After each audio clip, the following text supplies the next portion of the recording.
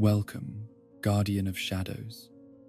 to a journey through the darkest chapters of Gotham's eternal vigil, where mortality whispers its cold truths to the one who would defy death itself. Tonight, we shall explore the moments when the Dark Knight stood upon the precipice of oblivion, when flesh and bone confronted their ultimate limitations beneath the weight of cape and cowl. Let the rhythm of your heart beat slow to match the pulse of a city that sleeps fitfully, knowing that even its greatest protector has walked the razor's edge between heroism and the grave. Close your eyes, keeper of nighttime dreams, and let these tales of darkness, triumphant in darkness, defeated unfold like the shadows that dance across Gotham's ancient stones, written in blood and determination beneath the pale light of an indifferent moon. In the chronicles of heroic endurance and mortal limitation, few tales resonate with such profound darkness as the systematic destruction of the one man who had dared to believe himself beyond the reach of defeat. This is the story of Nightfall, though that name barely captures the cosmic significance of what occurred when careful planning met absolute determination, when the mind that had conquered fear itself was forced to confront the terrible truth that even the most perfectly trained human body possessed boundaries that could not be transcended through will alone. The man who would orchestrate this fall from grace began his existence not in the familiar shadows of Gotham's alleyways, but in the hellish confines of a Caribbean prison where survival depended not upon justice or law, but upon the simple ability to demonstrate that one's capacity for violence exceeded that of every other desperate soul trapped within those concrete walls. He was born in darkness, literally and figuratively, emerging into a world where his first breath was drawn in a cell that had never known sunlight, where his earliest memories were formed by the constant presence of brutality and the absolute necessity of becoming something more dangerous than anything that might threaten his existence. The prison that had shaped this creature into something approaching perfection in the art of physical dominance was itself a monument to humanity's capacity for creating hells on Earth, a facility so removed from civilization that it operated according to its own savage laws rather than any external authority. Here, in conditions that would have broken lesser minds and bodies within weeks, a legend was forged through decades of constant testing, endless refinement, and the gradual accumulation of knowledge that would eventually prove capable of bringing down the one man who had seemed untouchable. Bane, as he would come to be known throughout the criminal underworld, was not merely strong in the conventional sense of possessing superior muscle mass or physical conditioning. His strength was systematic, mathematical in its precision, built upon a foundation of intellectual analysis that approached combat as a science to be mastered rather than an art to be practiced. Every movement of his massive frame was calculated for maximum efficiency, every strategy developed through careful study of his opponent's weaknesses and the optimal methods for exploiting them. The drug that would become his signature enhancement was not a simple chemical stimulant, but rather a sophisticated compound that interfaced directly with his nervous system, amplifying not only his physical capabilities, but also his mental processing speed and tactical awareness. Venom, as it came to be called, was both poison and medicine, a substance that granted godlike power while creating dependencies that could prove fatal if interrupted or withdrawn. Through years of careful experimentation and gradual adaptation, Bane had learned to control this chemical enhancement rather than being controlled by it, transforming what should have been a weakness into the ultimate expression of his dominance over his own biological limitations. Yet for all his physical prowess and chemical enhancement, Bane's most dangerous weapon was his mind, a intellect honed by decades of studying his enemies from afar and developing strategies that took into account not merely their fighting abilities, but their psychological vulnerabilities, their emotional attachments, and most importantly, their capacity for enduring sustained pressure over extended periods of time. He understood that the greatest battles were won, not in moments of dramatic confrontation, but through campaigns of attrition that gradually wore down even the strongest opponents until they became vulnerable to attacks that they might otherwise have easily repelled. The intelligence network that Bane had constructed to gather information about Batman was more sophisticated than anything employed by law enforcement agencies or rival criminal organizations, comprising observers and informants placed throughout Gotham who reported not only on the Dark Knight's activities, but on the patterns and rhythms that governed his approach to crime fighting. These reports revealed something that no previous enemy had recognized or been positioned to exploit. Batman's greatest strength was also his greatest weakness, for his absolute commitment to protecting innocent life made it impossible for him to ignore threats or delegate responsibilities that he believed only he possessed the capability to address effectively. The campaign that would come to be known as Nightfall began not with direct confrontation, but with a systematic assault upon the infrastructure that Batman had spent years constructing to maintain order in Gotham City. The breakout at Arkham Asylum was not a random act of chaos, but rather the opening move in a chess game that had been planned down to the smallest detail, releasing not all of the facility's inmates, but rather a carefully selected group whose particular psychological profiles and criminal methodologies would force Batman to respond in predictable ways that served Bane's strategic objectives. The villains who found themselves suddenly free were not chosen for their individual threat levels, but rather for their collective ability to create situations that would require Batman's personal intervention. Scenarios that could not be resolved through delegation to police forces or other heroes who might have been capable of handling lesser challenges. The Joker's unpredictable violence, the Riddler's intellectual games, Poison Ivy's environmental terrorism, the Scarecrow's psychological warfare, all represented different forms of crisis that demanded not only physical response, but emotional and intellectual engagement from Gotham's protector. Each criminal that Batman was forced to recapture represented not merely a victory, but a withdrawal from his carefully maintained reserves of energy and mental focus, a gradual erosion of the resources that had previously seemed inexhaustible. The Dark Knight's legendary preparation and planning, which had always provided him with decisive advantages over individual opponents, became liabilities when applied to situations that demanded immediate response to multiple simultaneous threats scattered across the entire metropolitan area. The psychological warfare that accompanied this physical campaign was perhaps even more devastating than the immediate drain on Batman's resources,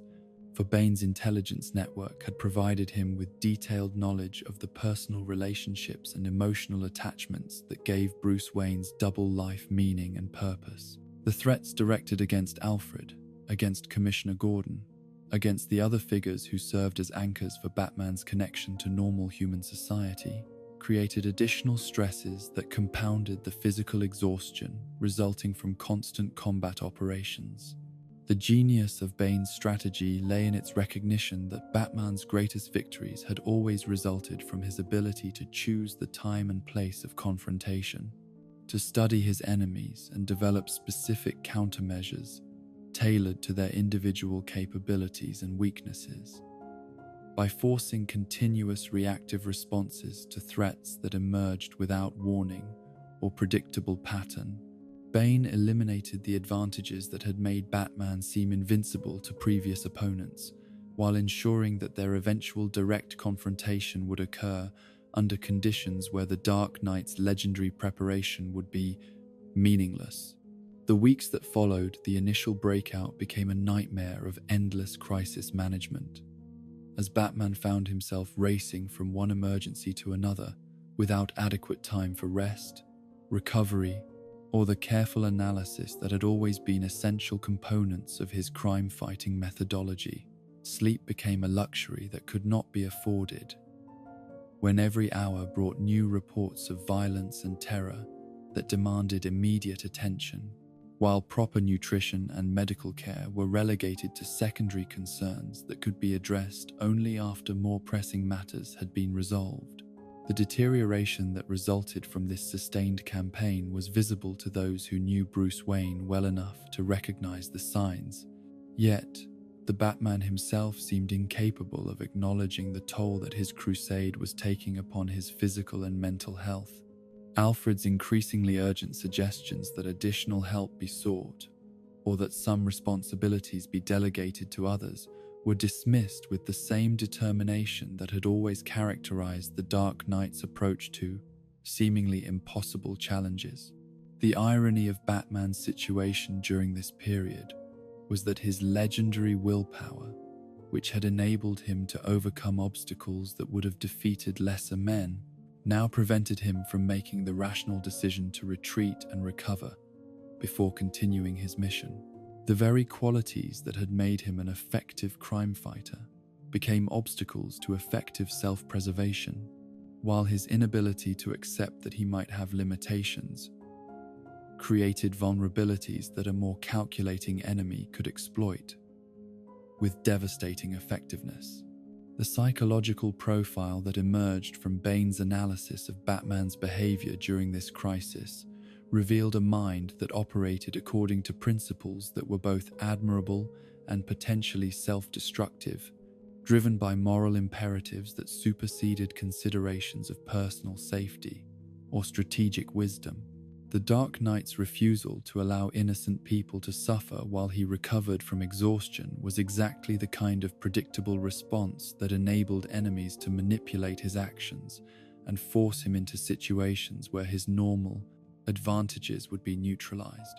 As the weeks of constant crisis stretched into months, the cumulative effects of sleep deprivation, inadequate nutrition, and constant physical stress began to manifest themselves in ways that even Batman's legendary determination could not entirely overcome. Reaction times that had once been superhuman began to slow, while the analytical thinking that had always been his greatest weapon became clouded by fatigue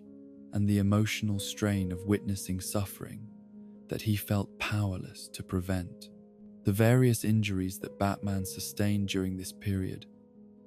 individually minor but collectively significant, represented a form of damage that could not be healed through willpower alone or overcome through superior preparation and training. Cuts and bruises that would normally have been ignored became sources of constant discomfort, while sprains and strains that might otherwise have been temporary inconveniences began to affect his mobility and combat effectiveness in ways that created additional vulnerabilities for future encounters. The transformation that occurred within Bruce Wayne's psyche during this ordeal was perhaps even more significant than the physical deterioration that became increasingly obvious to those around him. The man who had always approached every challenge with confidence, born from careful preparation and superior resources, found himself constantly reactive, always one step behind enemies who seemed to anticipate his responses and prepare countermeasures for strategies that had previously proven effective against similar threats.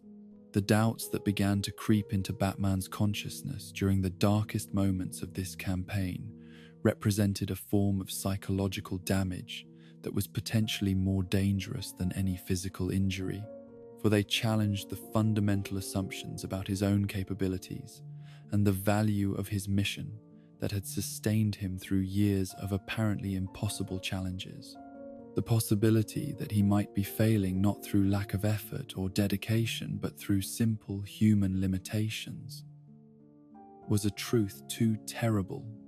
to be consciously acknowledged, yet too obvious to be entirely suppressed. The final phase of Bane's campaign began when his monitoring network reported that Batman had reached the optimal level of physical and mental exhaustion for direct confrontation, weakened to the point where his legendary combat skills would be insufficient to overcome an opponent who possessed both superior physical capabilities and the advantage of careful preparation. The timing of this attack was crucial, for it needed to occur before the Dark Knight support network could intervene effectively or before he could recognize his own limitations and seek the assistance that might have changed the outcome of their encounter. The location chosen for their confrontation was Wayne Manor itself, Batman's most private sanctuary, and the place where he should have felt most secure and confident.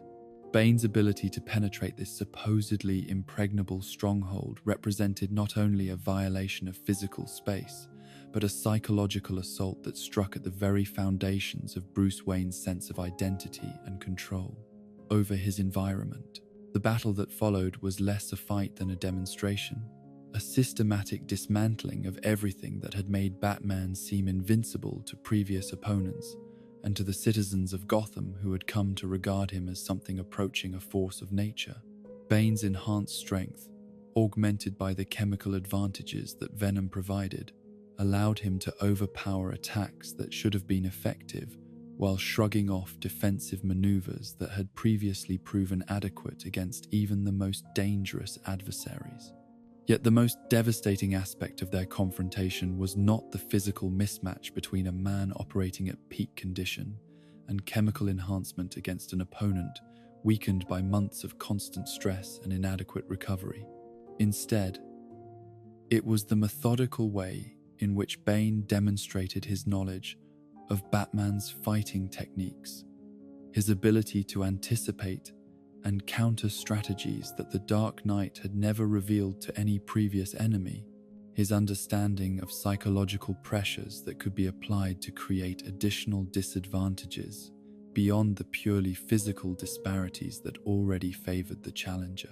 The psychological warfare that accompanied their physical confrontation revealed the extent to which Bane had studied not merely Batman's crime-fighting methods, but the personal motivations and emotional vulnerabilities that drove his mission. References to the deaths of Thomas and Martha Wayne, to Bruce's childhood trauma and his transformation of grief into determination, were employed not merely as taunts, but as weapons designed to create mental confusion and emotional instability that would compound the disadvantages created by physical exhaustion. The moment that would become iconic in the chronicles of heroic defeat occurred not as the climax of an extended battle, but rather as the inevitable conclusion of a systematic demonstration of superiority that had been Bane's enhanced strength, augmented by the chemical advantages that Venom provided, allowed him to overpower attacks that should have been effective while shrugging off defensive maneuvers that had previously proven adequate against even the most dangerous adversaries. Yet the most devastating aspect of their confrontation was not the physical mismatch between a man operating at peak condition and chemical enhancement against an opponent weakened by months of constant stress and inadequate recovery. Instead, it was the methodical way in which Bane demonstrated his knowledge of Batman's fighting techniques, his ability to anticipate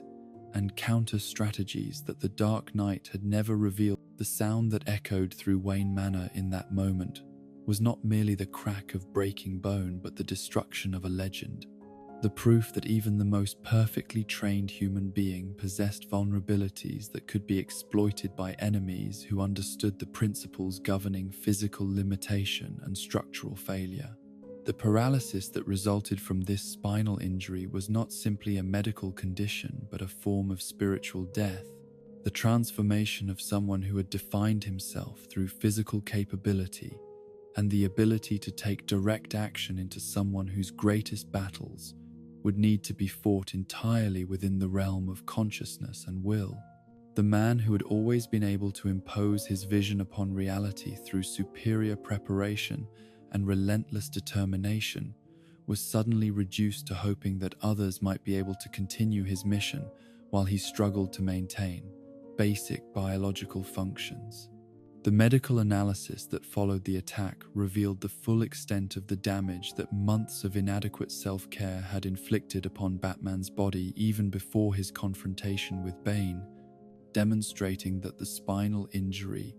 was merely the most dramatic manifestation of systematic deterioration that had been occurring gradually throughout the extended crisis period. The legend of invincibility had been maintained only through increasingly desperate efforts to ignore warning signs and push beyond limits that should have been respected rather than challenged. The psychological impact of his defeat extended far beyond Bruce Wayne himself, to encompass everyone who had depended upon Batman's protection or drawn inspiration from his example of human potential transcending natural limitations. The revelation that their protector was not merely human but vulnerably human, subject to the same physical laws that governed everyone else despite his exceptional training and resources, created a form of existential crisis that threatened the foundations of hope and security that his presence had provided. Alfred's response to his master's condition revealed the depth of relationship that existed between them, transforming what had appeared to be a simple employer-employee arrangement into something approaching the bond between father and son, or perhaps between two soldiers who had shared dangers that civilians could never understand. The butler's dedication to Bruce Wayne's recovery became a form of heroism in its own right, demonstrating that courage could be expressed through patient care and emotional support as much as through dramatic acts of physical bravery. The decision to allow Jean-Paul Valley, the man known as Azrael, to assume the mantle of Batman during Bruce Wayne's recovery period represented both necessity and tragic miscalculation. For while Valley possessed physical capabilities that exceeded those of an unenhanced human, he lacked the psychological stability and moral development that had made Bruce Wayne's version of Batman a force for justice rather than vengeance. The corruption of the Batman identity that followed served as a demonstration of how essential the man was to the meaning of the symbol, how heroism required not merely power but wisdom and restraint. The gradual process of physical rehabilitation that Bruce Wayne underwent during his recovery was paralleled by a deeper form of spiritual reconstruction, as he was forced to confront questions about his own mortality and the sustainability of his mission that he had previously been able to avoid through constant activity and immediate concerns. The paralysis that had seemed like an ending became instead a period of reflection that enabled forms of growth and understanding that might never have occurred if his crusade had continued without interruption.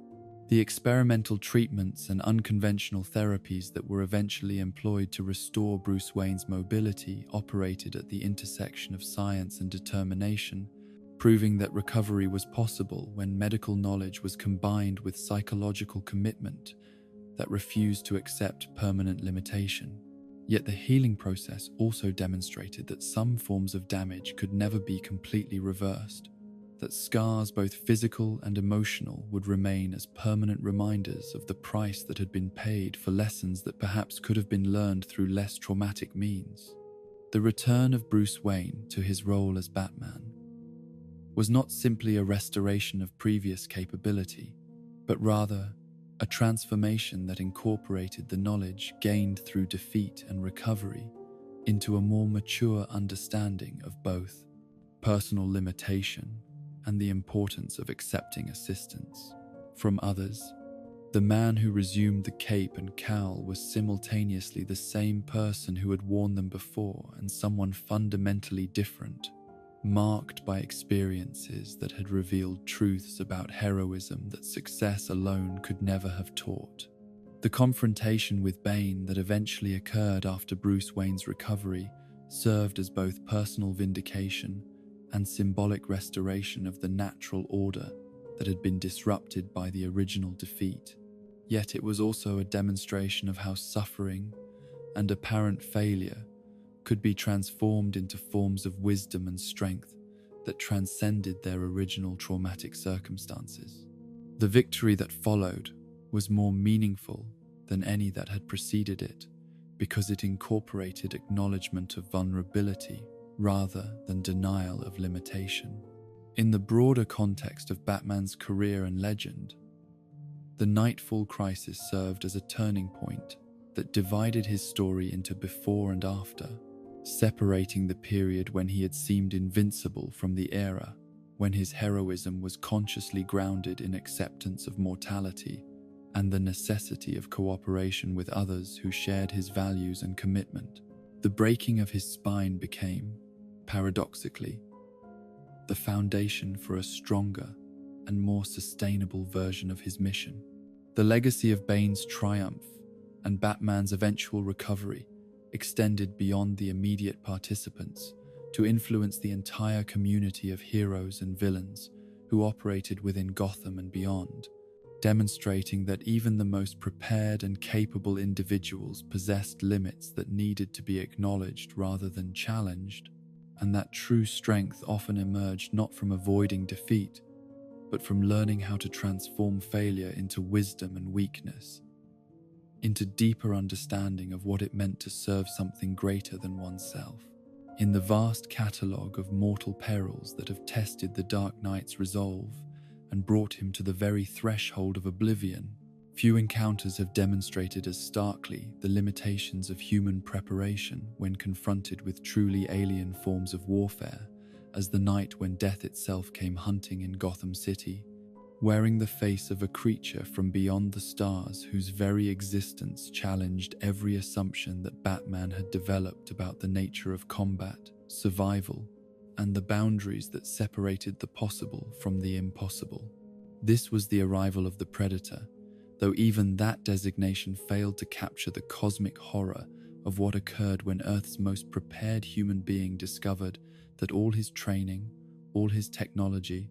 all his careful analysis of criminal psychology and urban warfare tactics meant nothing when measured against an enemy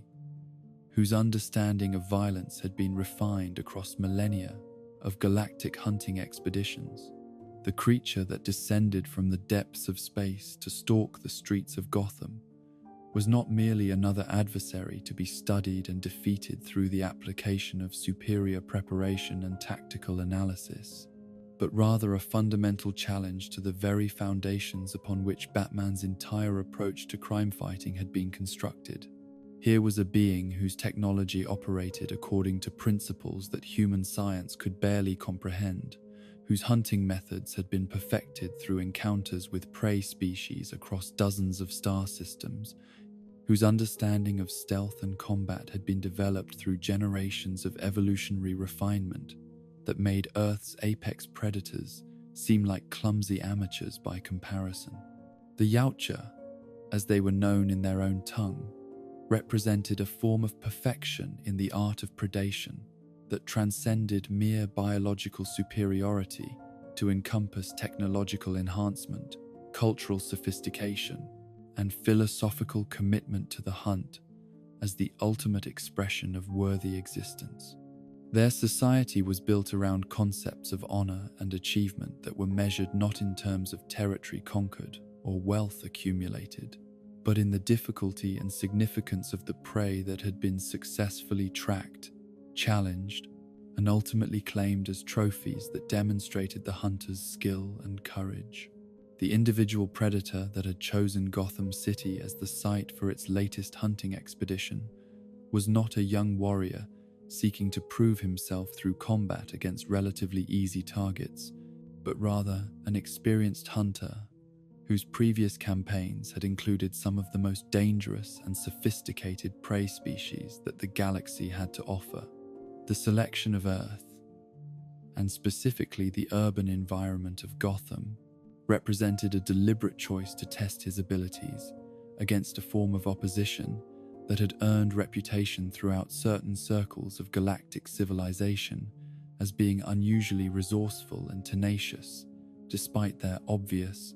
technological and biological limitations. The intelligence gathering that preceded the Predator's arrival in Gotham had provided him with detailed information about the criminal ecosystem that flourished within the city's shadows, the various forms of violence and predation that characterized human antisocial behavior, and most intriguingly, the solitary figure who seemed to operate as both hunter and protector within this urban jungle. The reports that reached Yautja monitoring stations spoke of a being who displayed combat capabilities that far exceeded normal human parameters,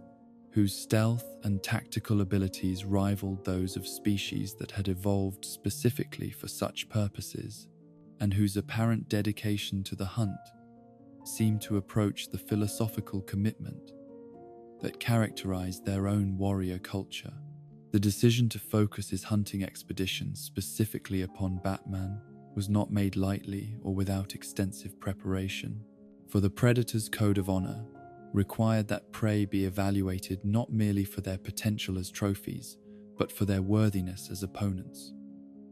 who could provide the kind of challenge that made victory meaningful rather than merely inevitable. The Dark Knight's reputation for defeating seemingly superior opponents through preparation and tactical superiority suggested that he might possess the qualities that would make their inevitable confrontation a true test of skill, rather than a simple execution. The initial phase of the hunt involved systematic observation and analysis of Batman's methods, patterns, and capabilities, conducted through surveillance techniques that were so far advanced beyond human technology that detection was virtually impossible, even for someone whose paranoia and preparation had reached legendary proportions.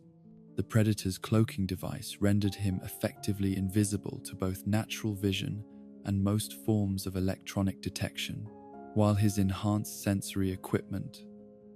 provided him with information about his quarry's physical condition, emotional state,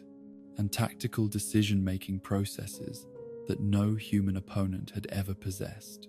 The psychological profile that emerged from this extended observation period revealed a creature whose dedication to his chosen mission bordered on the obsessive, whose physical capabilities had been developed to levels that approached the theoretical limits of unenhanced human potential, and whose tactical intelligence consistently enabled him to overcome opponents who possessed obvious advantages in terms of raw power or numerical superiority. Yet the analysis also revealed vulnerabilities that could be exploited by an opponent who possessed sufficient patience and understanding of human psychology to create situations where Batman's greatest strengths would become liabilities. The Predator's hunting philosophy was based upon the principle that worthy prey should be given every opportunity to demonstrate their full capabilities before being defeated, that victory achieved through overwhelming advantage or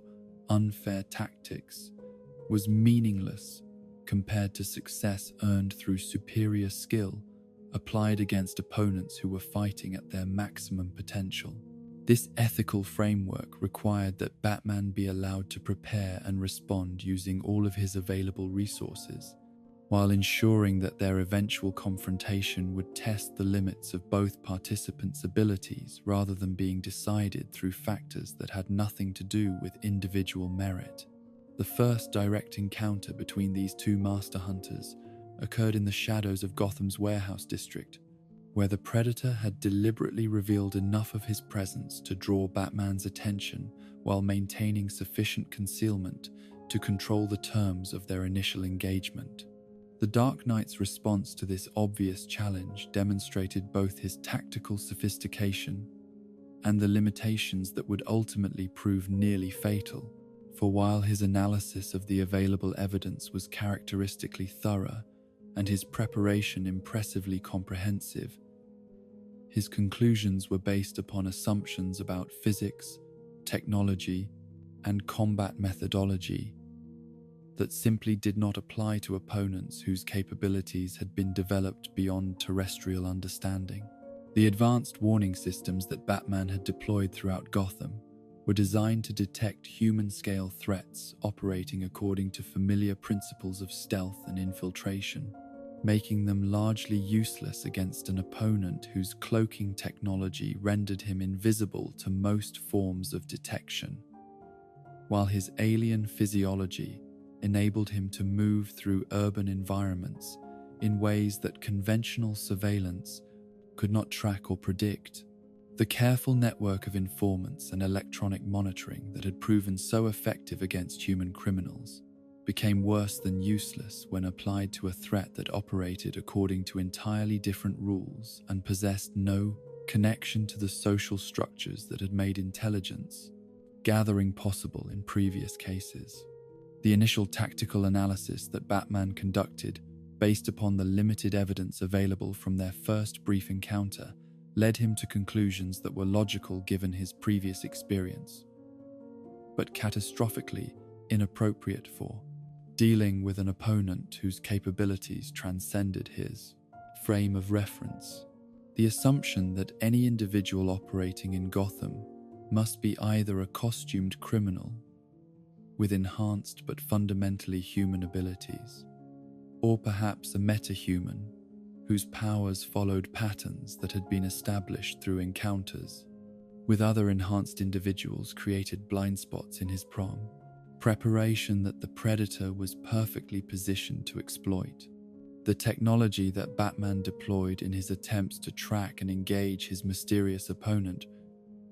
represented the cutting edge of human engineering and innovation, incorporating advances in materials, science, electronics, and weapons design that would have been considered science fiction mere decades earlier. Yet even these impressive achievements were rendered largely obsolete by an opponent whose equipment had been developed by a civilization that had mastered interstellar travel, while humanity was still discovering agriculture, whose understanding of physics included principles that Earth's greatest scientists had not yet begun to investigate. The Predator's shoulder-mounted plasma cannon, capable of delivering energy bursts that could vaporize armored vehicles or slice through reinforced concrete with surgical precision, represented just one example of the technological disparity that made conventional tactical approaches inadequate for dealing with this particular threat. The targeting system that guided these weapons operated through principles that combined advanced computer analysis with the hunter's enhanced sensory capabilities, creating accuracy levels that made evasion extremely difficult, even for opponents who possessed superhuman speed and agility. The biomask that filtered and enhanced the Predator's already formidable sensory abilities provided him with detailed information about Batman's location, physical condition, and even emotional state, making concealment virtually impossible and rendering most stealth tactics counterproductive. The thermal imaging that could track body heat through most forms of cover, combined with motion detection that could identify movement patterns characteristic of human locomotion, created a comprehensive surveillance net that made the Dark Knight visible to his opponent even when he believed himself to be hidden. The wrist blades that served as the Predator's primary close combat weapons were crafted from materials that had been forged in the heart of dying stars, possessing molecular-level sharpness that could penetrate any armor that human technology could produce, while maintaining structural integrity under stresses that would destroy terrestrial weapons. These were not merely tools but works of art that represented generations of refinement in both metallurgy and design, created by artisans who understood that the perfect weapon must combine functionality with beauty in ways that honored both the hunter and the hunted. The first direct physical confrontation between Batman and the Predator demonstrated the vast gulf that separated human combat training from the refined lethality of a species that had evolved warfare into an art form practiced across galactic distances and refined through encounters with prey that included some of the most dangerous creatures in known space. The Dark Knight's legendary fighting skills, developed through years of intensive training in dozens of martial arts disciplines and tested against opponents ranging from street thugs to cosmic-level threats, proved inadequate when applied against an enemy whose understanding of combat had been shaped by entirely different evolutionary pressures and cultural values. The Predator's fighting style combined elements of wrestling, blade work, and energy weapons deployment in ways that seemed to defy conventional tactical analysis, flowing seamlessly between different combat ranges and methodologies with a fluidity that spoke to centuries of training and practical experience against diverse opponent types. The creature's enhanced strength and speed, products of both natural evolution and technological augmentation, enabled him to execute techniques that would have been impossible for purely organic beings while maintaining the precision and timing necessary for effective application against highly skilled opponents. The psychological warfare that accompanied their physical confrontation was perhaps even more devastating than the obvious disparities in strength, speed, and equipment. For the predator's hunting philosophy required that his prey experience the full terror of being stalked by a superior predator before the final confrontation that would determine survival. The selective visibility provided by his cloaking device allowed him to appear and disappear at will, creating an atmosphere of constant threat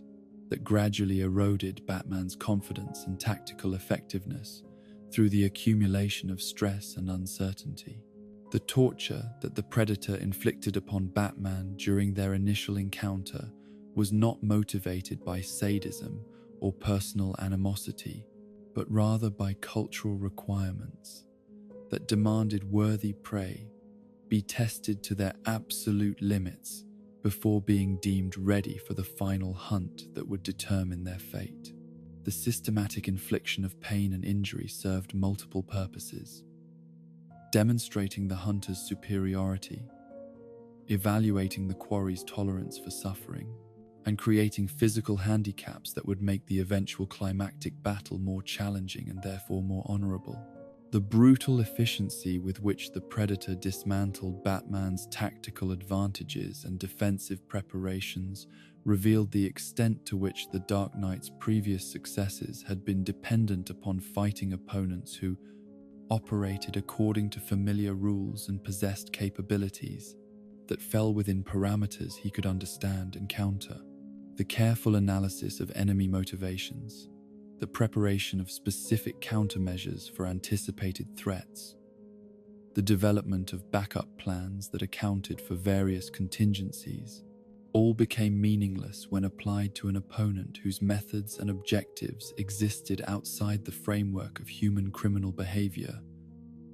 or even metahuman conflict. The physical injuries that Batman sustained during this initial defeat were extensive and life-threatening, ranging from deep lacerations inflicted by alien weapons to internal trauma caused by impacts with superhuman force levels that his body was not designed to absorb. The broken ribs that punctured his lung created breathing difficulties that compromised his physical performance, while the concussion that resulted from repeated head impacts affected his analytical thinking and reaction times in ways that would have been fatal against any opponent who pressed their advantage immediately.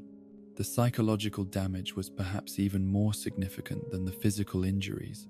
for the Dark Knight's entire identity was built upon his reputation for being prepared for any contingency and capable of defeating any opponent through superior planning and tactical execution. The discovery that there existed threats against which all his preparation was useless, enemies whose capabilities so far exceeded his own that victory was impossible rather than merely difficult, challenged fundamental assumptions about his role as Gotham's protector and his ability to fulfill the mission he had chosen for himself.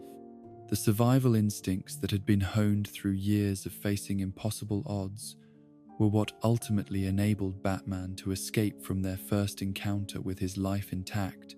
though at costs that would have been considered unacceptable under any circumstances where retreat was not the only alternative to certain death. The knowledge that he was completely outmatched forced him to abandon tactical positions that had been carefully prepared, sacrifice equipment that represented months of development work, and worst of all, leave areas of the city unprotected while he fled from an opponent he could not defeat. The recovery period that followed his initial encounter with the Predator was characterized by intensive analysis of what had gone wrong and desperate attempts to develop countermeasures that might prove effective against an opponent whose capabilities had exceeded every parameter that Batman's previous experience had established as possible. The wounds that covered his body served as constant reminders of his vulnerability and the inadequacy of his preparation, while the certainty that the creature would return for another encounter created time pressures that made thorough research and testing impossible. The technological innovations that Batman developed in preparation for their inevitable rematch represented some of his most creative work, incorporating principles borrowed from theoretical physics and speculative engineering to create weapons and defensive systems that might be capable of affecting an opponent whose equipment operated according to principles that human science barely understood. The sonic disruptors that might interfere with the Predator's enhanced hearing, the thermal masking systems that could reduce his heat signature, and the reinforced armor that incorporated materials salvaged from previous alien encounters, all demonstrated the remarkable adaptability that had always been one of his greatest strengths. Yet, even these impressive innovations were developed under conditions that prevented the kind of comprehensive testing and refinement that Batman normally applied to new equipment, creating uncertainties about their effectiveness that added additional stress to an already desperate situation. The knowledge that his life would depend upon untested technology, operating flawlessly against an opponent who had already demonstrated his superiority, created psychological pressures that further compromised the analytical thinking and emotional control that were essential for effective tactical decision-making. The strategic approach that Batman developed for their second encounter acknowledged the reality of his opponent's superiority, while attempting to create conditions where human advantages in creativity and environmental knowledge might compensate for obvious disadvantages in strength, speed, and equipment. The decision to force their confrontation to occur in locations where he possessed detailed knowledge of terrain and available resources represented a tactical calculation that trading the Predator's preferred hunting grounds for territory where Batman held advantages might create opportunities for victory that would not exist under more neutral circumstances. The final battle between Batman and the Predator took place in the labyrinthine depths of Gotham's sewer system, where the Dark Knight's knowledge of hidden passages and structural weaknesses could be employed to compensate for his opponent's technological superiority and enhanced physical capabilities. The environment that had been chosen was deliberately hostile to both participants, creating conditions where survival would depend as much upon adaptability and determination as upon raw combatability or sophisticated equipment. The improvised weapons that Batman employed during this desperate encounter included everything from baseball bats salvaged from abandoned sporting goods stores to explosive devices constructed from materials that had never been intended for military applications, demonstrating both his resourcefulness and the extent to which conventional preparation had proven inadequate for dealing with this particular threat. The crude simplicity of these weapons stood in stark contrast to the sophisticated alien technology arrayed against him, yet their very primitiveness made them difficult for the Predator's advanced systems to predict or counter effectively. The turning point in their final confrontation came not through superior strategy or technological innovation, but through Batman's willingness to exploit the Predator's own code of honor in ways that created opportunities for victory that would not have existed against an opponent who fought purely for survival rather than according to cultural imperatives that demanded certain forms of conduct, even in life or death situations. The hunter's requirement that worthy prey be allowed to demonstrate their full capabilities before being defeated created windows of vulnerability that could be exploited by someone desperate enough to abandon conventional, tactical principles in favor of techniques that bordered on suicide. The victory that Batman ultimately achieved over the Predator was Pyrrhic in nature, purchased at costs that would have long-lasting implications for both his physical condition and his psychological understanding of his place in the broader cosmos. The knowledge that he had survived not through superior preparation or tactical brilliance, but through luck, determination, and his opponent's adherence to cultural restrictions that had prevented the application of overwhelming force, created humility about his own limitations that would influence his approach to future challenges. The respect that the Predator showed for Batman following their final battle, including the ritual removal of his biomask and the presentation of an ancient weapon as acknowledgement of worthy prey, provided some compensation for the trauma of discovering that the universe contained threats against which human preparation was inadequate. The recognition from a being whose culture was built around the evaluation and ranking of worthy opponents carried implications about Batman's capabilities that extended far beyond Earth and provided validation that his mission had meaning, even when measured against cosmic standards. The physical recovery from injuries sustained during their encounters required weeks of intensive medical treatment and rehabilitation, during which Batman was forced to confront questions about the sustainability of his mission and the risks he was willing to accept in pursuit of justice. The scars that would remain as permanent reminders of his brush with death served as daily evidence that even the most prepared human being possessed vulnerabilities that could be exploited by opponents who operated according to principles that transcended terrestrial understanding. The psychological integration of lessons learned from facing a truly superior opponent created changes in Batman's approach to crime fighting that would influence his methods for years to come, replacing some of his legendary confidence with humility about human limitations, while also providing new appreciation for the value of adaptation and creative thinking when conventional preparation proved inadequate. The knowledge that victory was possible even against seemingly impossible odds, but only through willingness to risk everything and abandon preconceived notions about proper tactical conduct, became part of his tactical repertoire for dealing with future cosmic-level threats. The broader implications of Batman's encounter with the Predator extended beyond personal growth to encompass questions about humanity's place in a universe that contained civilizations whose capabilities far exceeded anything that Earth's greatest heroes could match through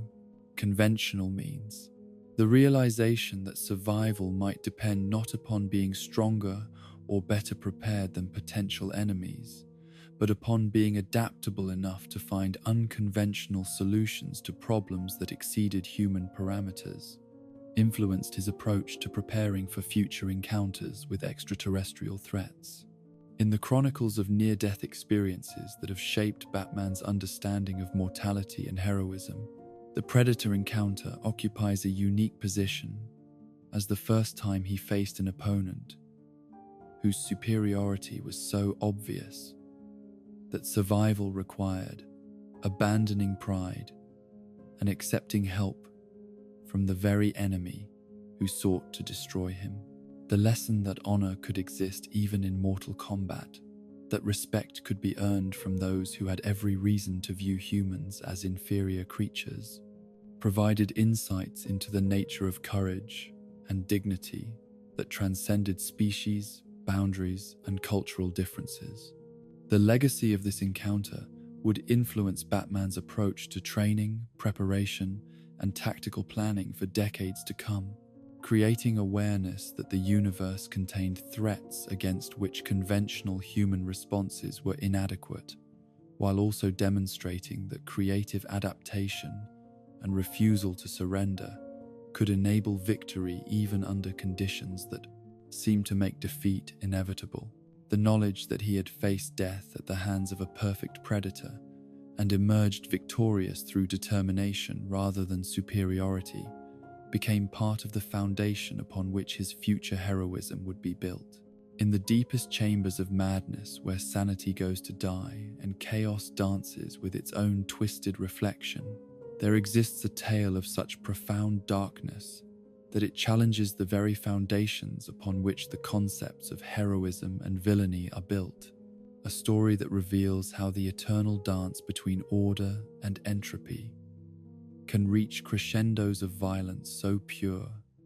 and concentrated that they transcend individual mortality to become something approaching cosmic significance. This is the Chronicle of Endgame, though that simple designation barely captures the apocalyptic nature of what occurred when Batman and the Joker finally pushed their eternal conflict beyond all boundaries of reason and restraint into territories where survival itself became secondary to the completion of a philosophical argument that had been raging between them since their first encounter in Gotham's shadowed streets. The creature who called himself the Joker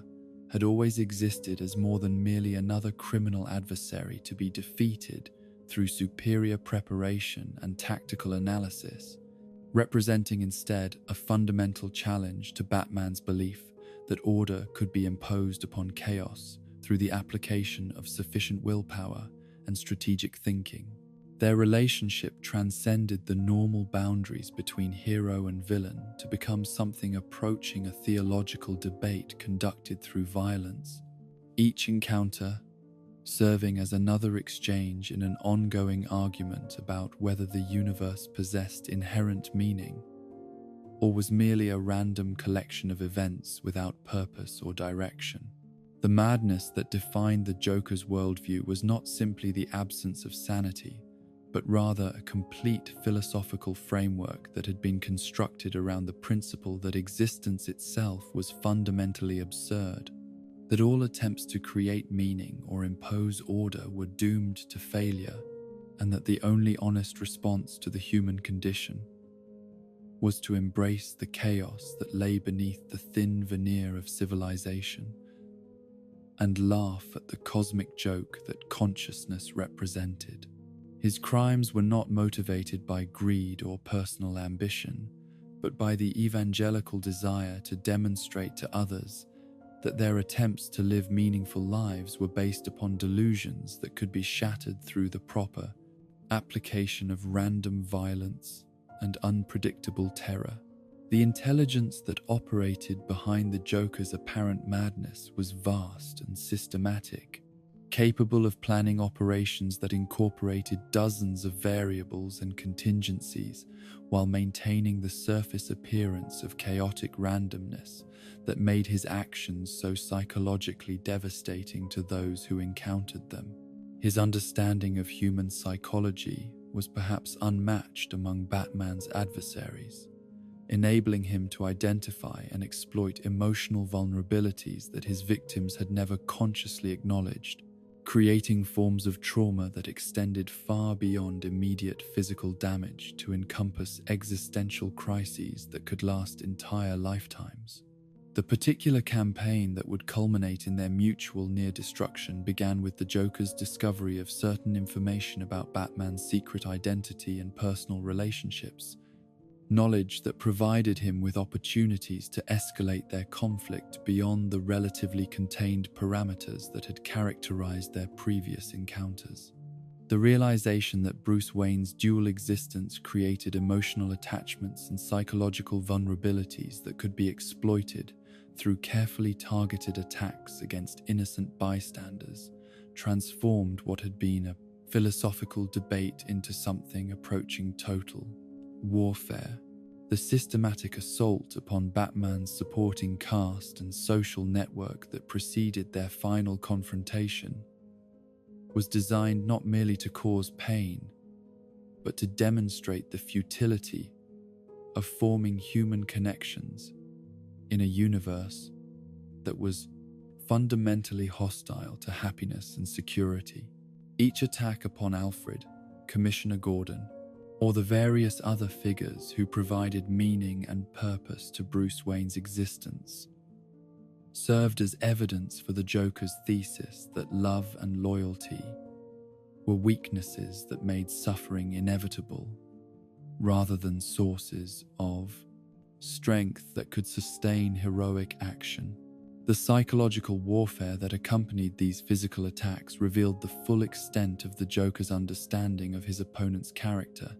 and the specific methods that would be most effective in breaking down the mental barriers that had previously protected Batman from the full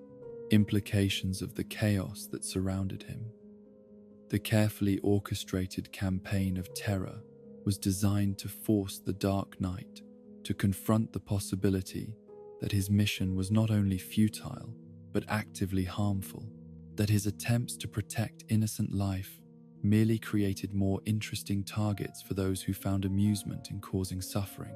The location chosen for their final confrontation was itself a statement about the nature of their relationship and the philosophical questions that had driven their conflict across decades of escalating violence.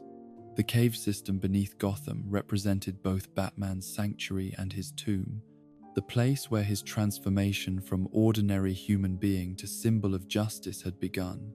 and where it might ultimately end through confrontation with the one enemy who had never been impressed by his reputation or intimidated by his capabilities. The descent into the caverns that would serve as the arena for their ultimate battle was accompanied by a form of psychological stripping away that reduced both participants to their essential natures, removing the costumes and personas that had allowed them to maintain some distance from the fundamental questions about identity and purpose that their conflict had always represented. In the darkness beneath Gotham, Batman and the Joker would finally discover whether order could triumph over chaos, or whether the universe would reveal its true nature through the victory of madness over reason. The physical confrontation that erupted in those ancient chambers possessed an intensity and desperation that exceeded anything that had characterized their previous encounters, driven by the mutual recognition that this battle would finally resolve questions that had been building between them since their first meeting. The constraints that had previously limited their violence, the unspoken rules that had prevented either from completely abandoning restraint in pursuit of victory, were dissolved by the accumulated weight of years of conflict and the understanding that only one of them could emerge from this encounter with their worldview intact. The Joker's fighting style during this climactic battle reflected his fundamental philosophy of chaos and unpredictability, incorporating elements of genuine martial arts, training with random acts of violence that followed no pattern that conventional, tactical analysis could anticipate or counter. His apparent disregard for his own safety and welfare created opportunities for him to launch attacks that more rational opponents would never attempt, while his complete indifference to conventional concepts of fairness or honorable combat enabled him to employ methods that even the most hardened criminals would consider beyond acceptable boundaries. The weapons that the Joker employed during their underground confrontation included both conventional instruments of violence and bizarre contraptions that reflected his twisted creativity and understanding of psychological torture, each designed not merely to cause physical damage, but to make philosophical statements about the nature of suffering and the futility of resistance to chaos. The razor-sharp playing cards that served as his signature weapons had been modified and enhanced to achieve levels of lethality that transformed simple gaming implements into instruments capable of causing injuries that conventional medical treatment could not adequately address. The most devastating attack that the Joker launched during their battle was the playing card that he drove directly into Batman's eye, penetrating through the protective lenses of his cowl to cause damage that threatened not only his vision, but his life through the proximity of the blade to vital brain tissue. The precision required for such an attack demonstrated that beneath the Joker's apparent madness lay a tactical intelligence capable of identifying vulnerabilities that even Batman himself had not realized existed in his protective equipment. The agony that resulted from this wound was amplified by the psychological implications of the attack, for the eye had always been one of Batman's most important tools for gathering information and maintaining tactical awareness during combat situations. The temporary or permanent loss of vision represented not merely a physical handicap, but a symbolic defeat of the observational skills and analytical thinking that had always been among his greatest advantages over opponents who relied primarily upon superior strength or exotic powers. The blood that flowed from the wound created additional complications by interfering with Batman's remaining vision, while also serving as a constant reminder of his vulnerability and the reality that this encounter had already inflicted damage that might prove permanent, regardless of its ultimate outcome. The metallic taste that filled his mouth as blood ran down his face mixed pain with the recognition that the Joker had succeeded in ways that no previous enemy had achieved, marking him in ways that would be visible for the remainder of his life. The systematic stabbing that followed the initial eye injury was conducted with methodical precision that contradicted the Joker's reputation for random violence, each wound placed carefully to maximize pain and blood loss, while avoiding immediate fatal damage that would end their confrontation before his philosophical points could be fully demonstrated.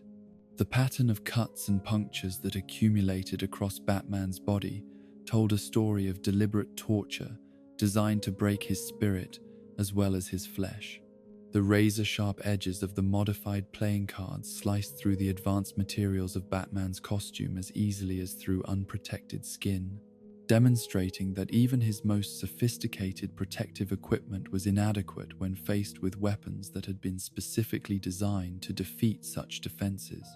The Kevlar and ceramic composite armor that had proven effective against bullets and conventional blades provided no protection against implements that operated according to principles of cutting efficiency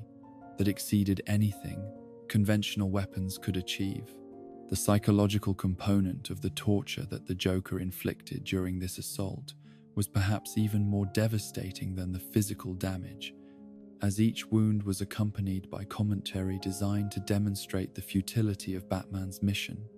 and the inevitable triumph of chaos over any attempt to impose order upon the universe.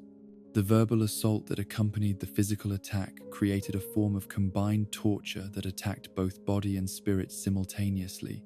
seeking to break Batman's will to continue fighting even if his body remained capable of resistance. The gradual accumulation of injuries during their extended battle created cascading effects that compromised Batman's combat effectiveness in ways that went beyond simple pain or blood loss, affecting his reaction times, analytical thinking, and emotional control in patterns that made him increasingly vulnerable to additional attacks while reducing his ability to mount effective counteroffensives. The systematic nature of this degradation suggested that the Joker understood human physiology well enough to predict and exploit the specific ways that trauma would affect his opponent's capabilities. The desperation that began to characterize Batman's responses as the battle progressed revealed the extent to which the Joker's strategy was succeeding in breaking down not only his physical defenses, but the psychological barriers that had previously protected him from acknowledging the possibility of defeat, the recognition that he might actually die in these caverns, that his mission might end not through heroic sacrifice, but through simple failure to overcome an enemy who represented everything he had sworn to oppose, created forms of fear and doubt that further compromised his fighting effectiveness. The moment when Batman realized that conventional tactics would not be sufficient to ensure victory in this encounter marked a fundamental shift in his approach to the conflict. forcing him to consider methods and strategies that violated his normal ethical constraints in ways that he had previously considered unacceptable. The choice between maintaining his moral principles and ensuring his survival created internal conflicts that were almost as debilitating as the physical wounds that the Joker continued to inflict upon his increasingly vulnerable form. The cave-in that ultimately ended their battle was not entirely accidental, but rather the inevitable result of their prolonged conflict in an environment that had been structurally compromised by years of natural erosion and specific forms of violence that their battle had introduced into spaces that were never designed to withstand such forces. The tons of rock and debris that descended upon them represented both salvation and potential doom, ending the immediate threat of continued violence, while creating new dangers that neither participant could control or predict. The crushing weight of falling stone that pinned both Batman and the Joker beneath the collapsed ceiling created a form of forced intimacy that was perhaps more psychologically disturbing than any of the violence that had preceded it, trapping them in proximity that made escape impossible while maintaining enough consciousness to contemplate the implications of their mutual predicament. The shared vulnerability that resulted from their entombment created a temporary suspension of hostilities that was born from practical necessity rather than any fundamental change in their philosophical opposition. The gradual realization that they might both die in this underground tomb, that their eternal conflict might end not through the victory of either order or chaos, but through simple geological forces that cared nothing for their ideological differences, created a form of cosmic irony that appealed to the Joker's sense of universal absurdity while challenging Batman's belief that justice would ultimately triumph over evil through the application of sufficient dedication and preparation. The physical injuries that both participants had sustained during their battle made survival under the collapsed debris even more unlikely, as broken bones and internal bleeding, combined with oxygen deprivation and potential hypothermia, to create multiple threats that would need to be addressed simultaneously if either was to have any chance of escape. The medical knowledge that Batman had acquired through years of treating his own wounds and those of others became crucial for evaluating their situation and determining what actions might improve their chances of survival. The psychological dynamics that developed during their entombment revealed aspects of both characters that had been hidden beneath layers of costume and persona, creating moments of unexpected vulnerability and even something approaching understanding between enemies who had devoted their lives to opposing each other's fundamental beliefs about the nature of existence. The forced intimacy of shared suffering created opportunities for communication that had never existed during their previous encounters, when violence and ideology had prevented genuine dialogue. The gradual weakening that resulted from their injuries and confinement created altered states of consciousness that blurred the boundaries between dream and reality, memory and immediate experience, creating conversations and revelations that might have been hallucinations produced by blood loss and oxygen deprivation, or might have represented genuine insights into their psychological relationship and the forces that had driven their conflict across so many years of escalating violence. The rescue that eventually freed them from their underground prison came not through their own efforts, but through the intervention of others who had been searching for Batman during his prolonged absence from his normal patrol duties, demonstrating once again the importance of the support network and human connections that the Joker had spent so much effort attempting to destroy or corrupt. The discovery of their condition by emergency responders created new complications related to maintaining secret identities, while ensuring that both received the medical attention necessary for survival. The medical treatment that followed their rescue revealed the full extent of the damage that their battle had inflicted upon both participants, requiring surgical procedures and recovery periods that would keep them out of action for weeks or months, while their bodies healed from injuries that had brought them closer to death than either had ever experienced in their previous encounters. The hospital stay that followed created additional vulnerabilities and opportunities for their conflict to resume under very different circumstances. The psychological aftermath of their mutual near-death experience created changes in their relationship that would influence all of their future encounters, adding layers of complexity and understanding that had been absent from their previous conflicts, while also demonstrating that even the most intimate shared suffering could not fundamentally alter their philosophical opposition to each other's worldviews. The recognition that they had saved each other's lives through their mutual need for rescue created debts and obligations that neither could easily acknowledge or repay. The permanent scarring that resulted from their injuries served as constant reminders of the price that had been paid for their ideological conflict, and the reality that their opposition to each other could easily prove fatal to both if carried to its logical conclusion. The disfigurement that marked Batman's face provided daily evidence of the Joker's ability to inflict lasting damage that went beyond simple physical pain to encompass permanent alterations to his identity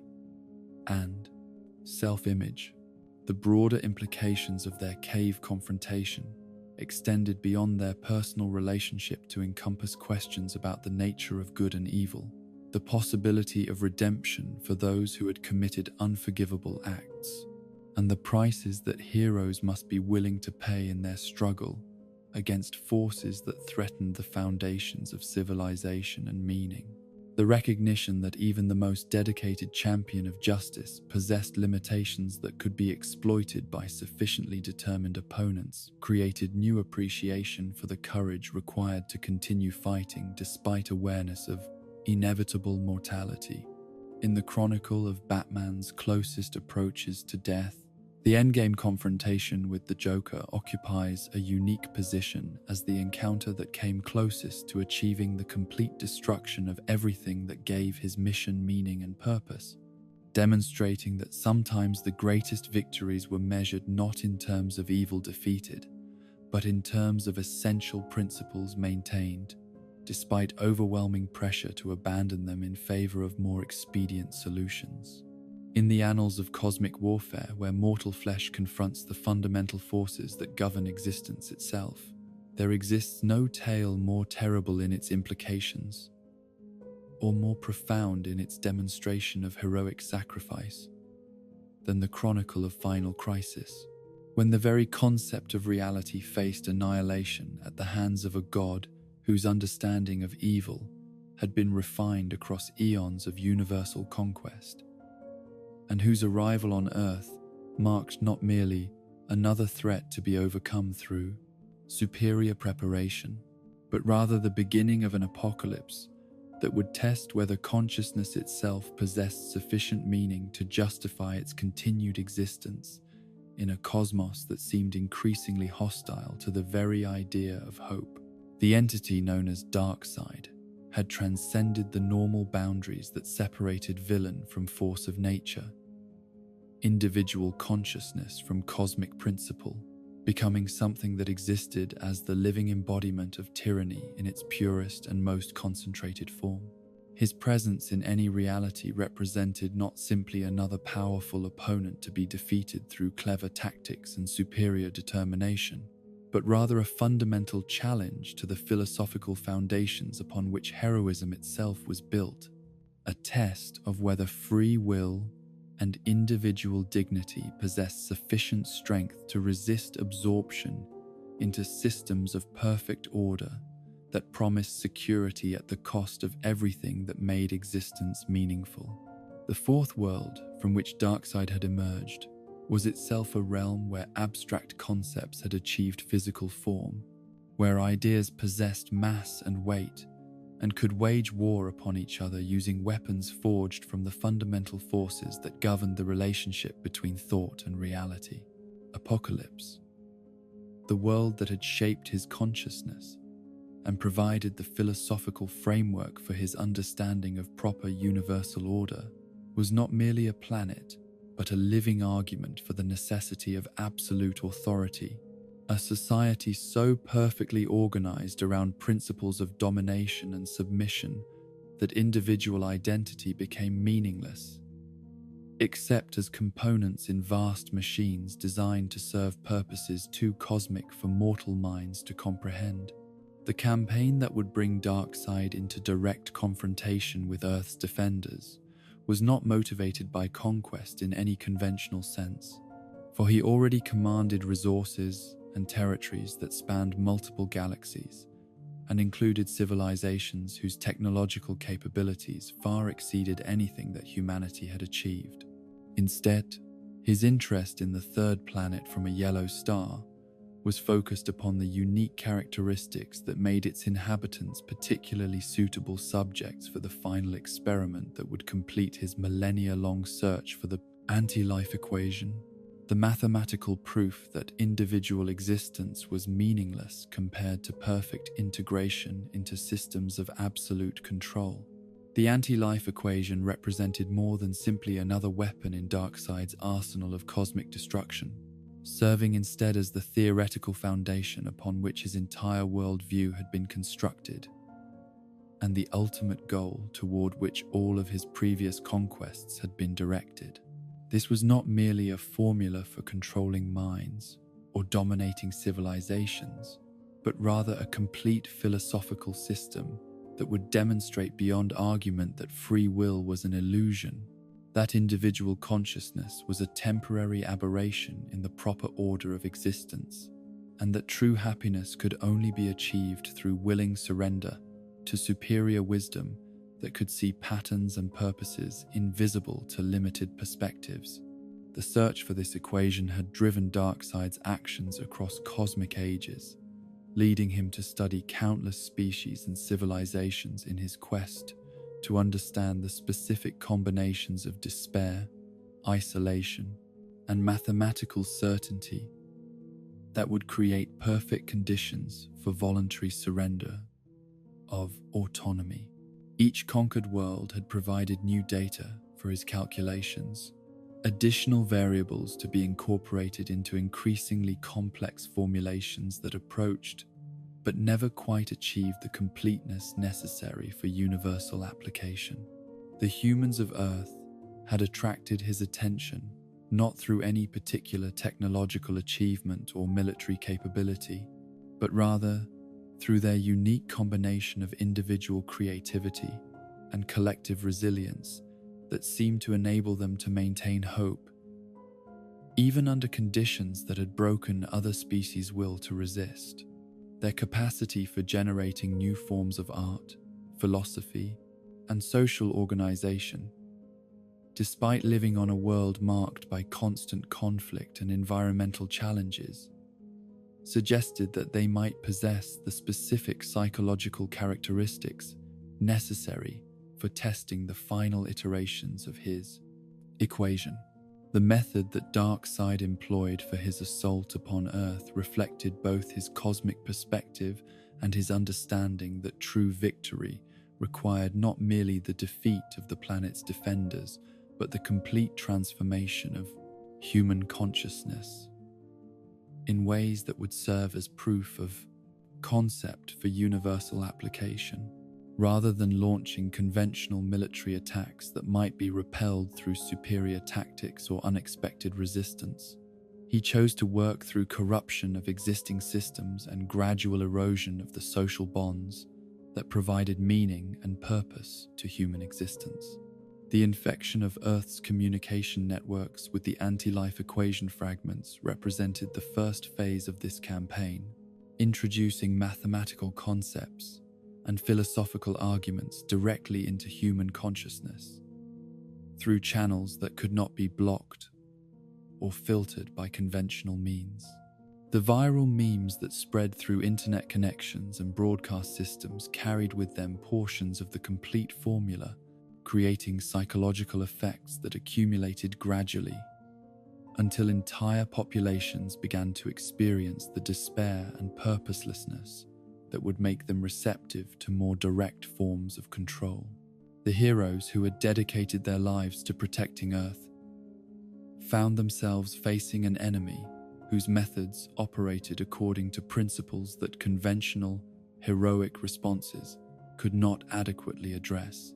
For Darkseid's assault was aimed not at their physical capabilities but at the philosophical foundations that gave their mission meaning and purpose. The gradual erosion of hope and social cohesion that accompanied the spread of his influence created conditions where traditional concepts of victory and defeat became increasingly meaningless, replaced by existential questions about whether resistance itself served any purpose in a universe that might be fundamentally hostile to individual consciousness. Batman's role in the developing crisis was uniquely significant because his approach to heroism had always been based upon careful analysis of enemy capabilities and the development of specific countermeasures tailored to neutralize particular threats. Yet Darkseid represented a form of opposition that transcended individual tactics to encompass challenges to the basic assumptions upon which tactical thinking itself was built. The Dark Knight's legendary preparation and strategic planning became potential liabilities when applied to an enemy whose ultimate goal was to demonstrate that all human planning and effort were futile gestures in the face of cosmic forces too vast for mortal comprehension. The psychological warfare that Darkseid employed against Earth's defenders included sophisticated analysis of their individual motivations and emotional vulnerabilities, enabling him to craft attacks that targeted not merely their physical capabilities, but the personal relationships and moral convictions that provided the emotional foundation for their heroic activities. The systematic assault upon everything that gave their lives meaning was designed to create conditions where surrender would seem like relief rather than defeat, where accepting the anti-life equation would feel like liberation from burdens too heavy for individual consciousness to bear. The transformation of Earth's population that began to occur as Darkseid's influence spread throughout human society represented a preview of what universal application of the anti-life equation would achieve, creating conditions where individual creativity and independent thought were gradually replaced by perfect coordination and unified purpose, directed by intelligence too vast for any single mind to understand. The efficiency and harmony that characterized these early conversions provided compelling evidence for Darkseid's arguments about the benefits of surrendering autonomy in favor of integration into cosmic systems of perfect organization. The resistance that Batman and the other heroes mounted against this transformation required forms of courage that went beyond physical bravery to encompass willingness to maintain hope and individual identity, despite overwhelming evidence that their struggle was futile and their defeats inevitable. The gradual loss of allies and resources that characterized their campaign created psychological pressures that tested their commitment to principles that seemed increasingly abstract when measured against the obvious benefits that Darkseid's order promised to those who accepted it willingly.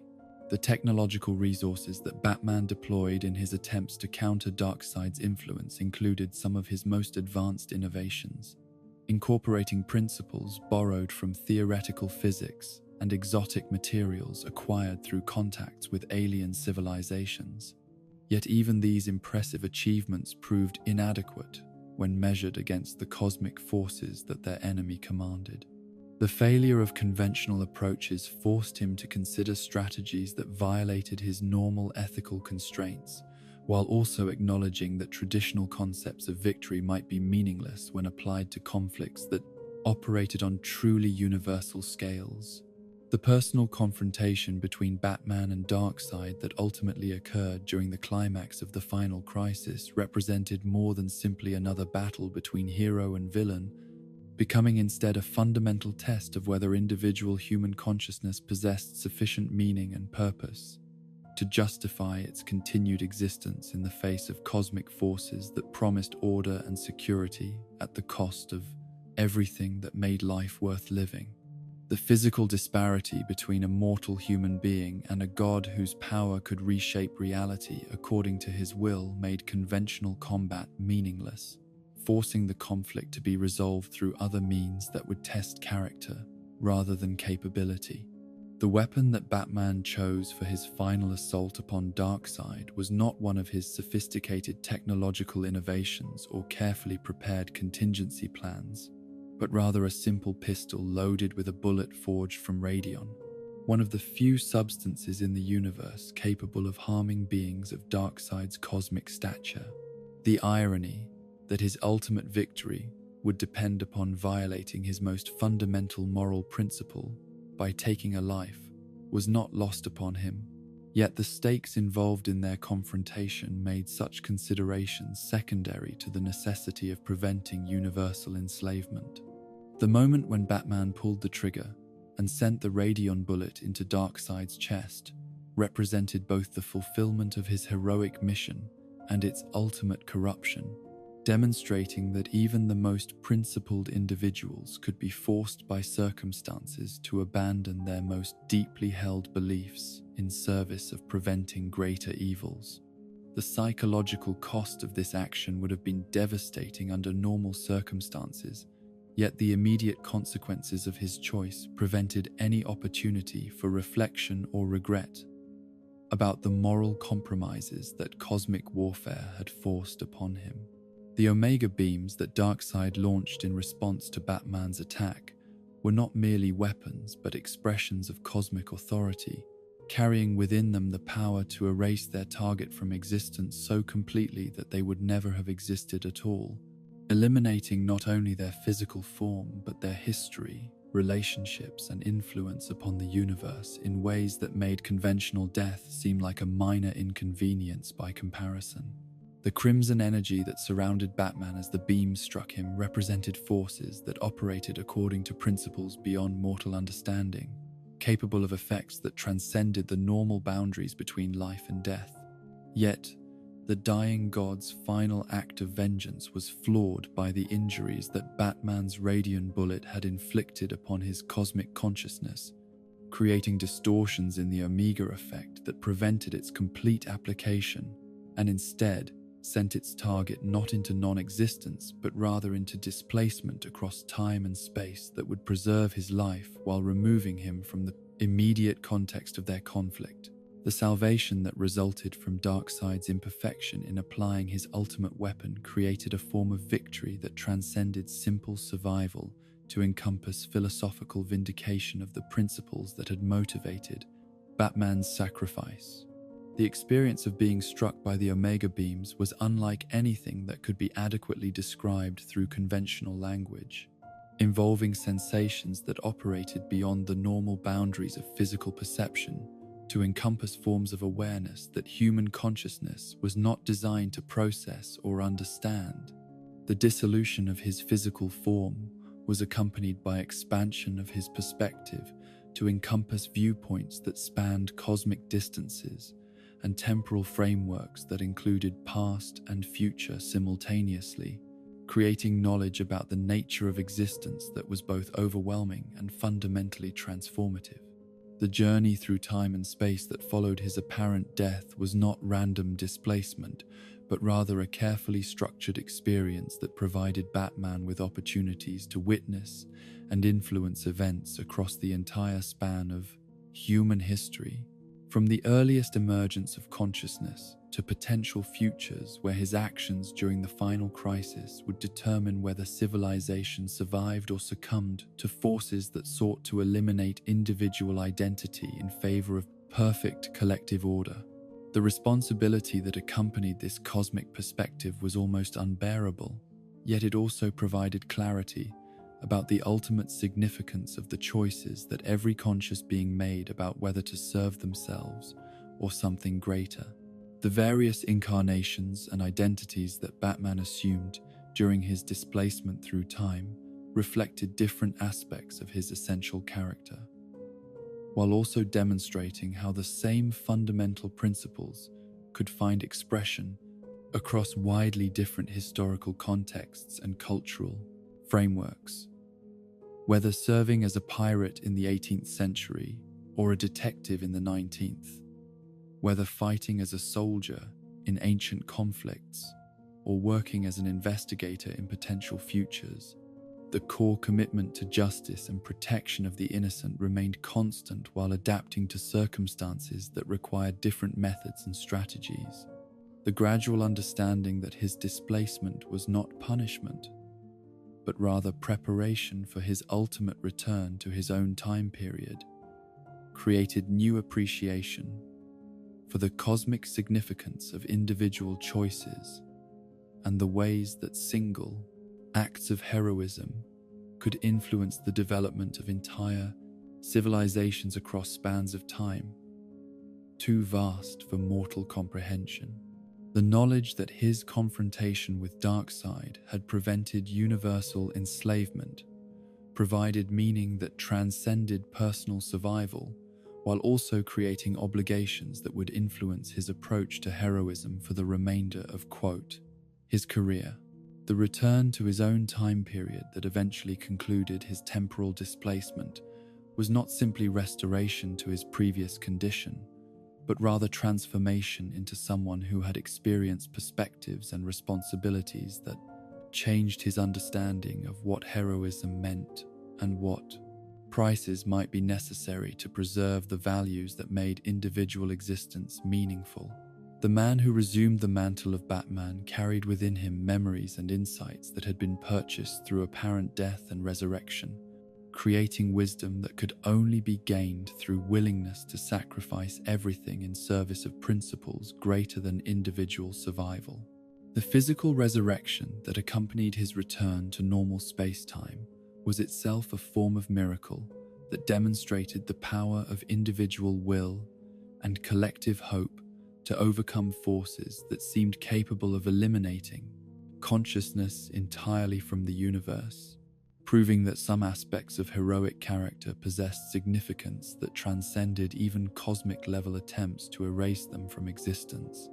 The restoration of his body and his relationships created opportunities for growth and development that incorporated lessons learned through displacement, while also providing foundations for future heroic action.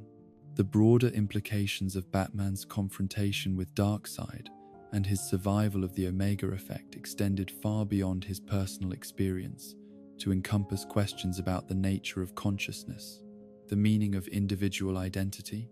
and the possibility that heroic principles possessed cosmic significance that could influence the fundamental structure of reality itself.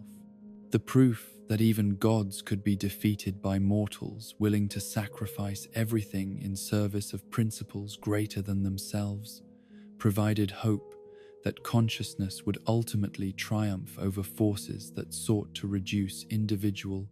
identity to components in systems of perfect but meaningless order. The legacy of this encounter would influence not only Batman's approach to future challenges, but also the understanding of other heroes who had witnessed his apparent death and miraculous return, creating new appreciation for the prices that might be required to preserve the values that made heroic action meaningful,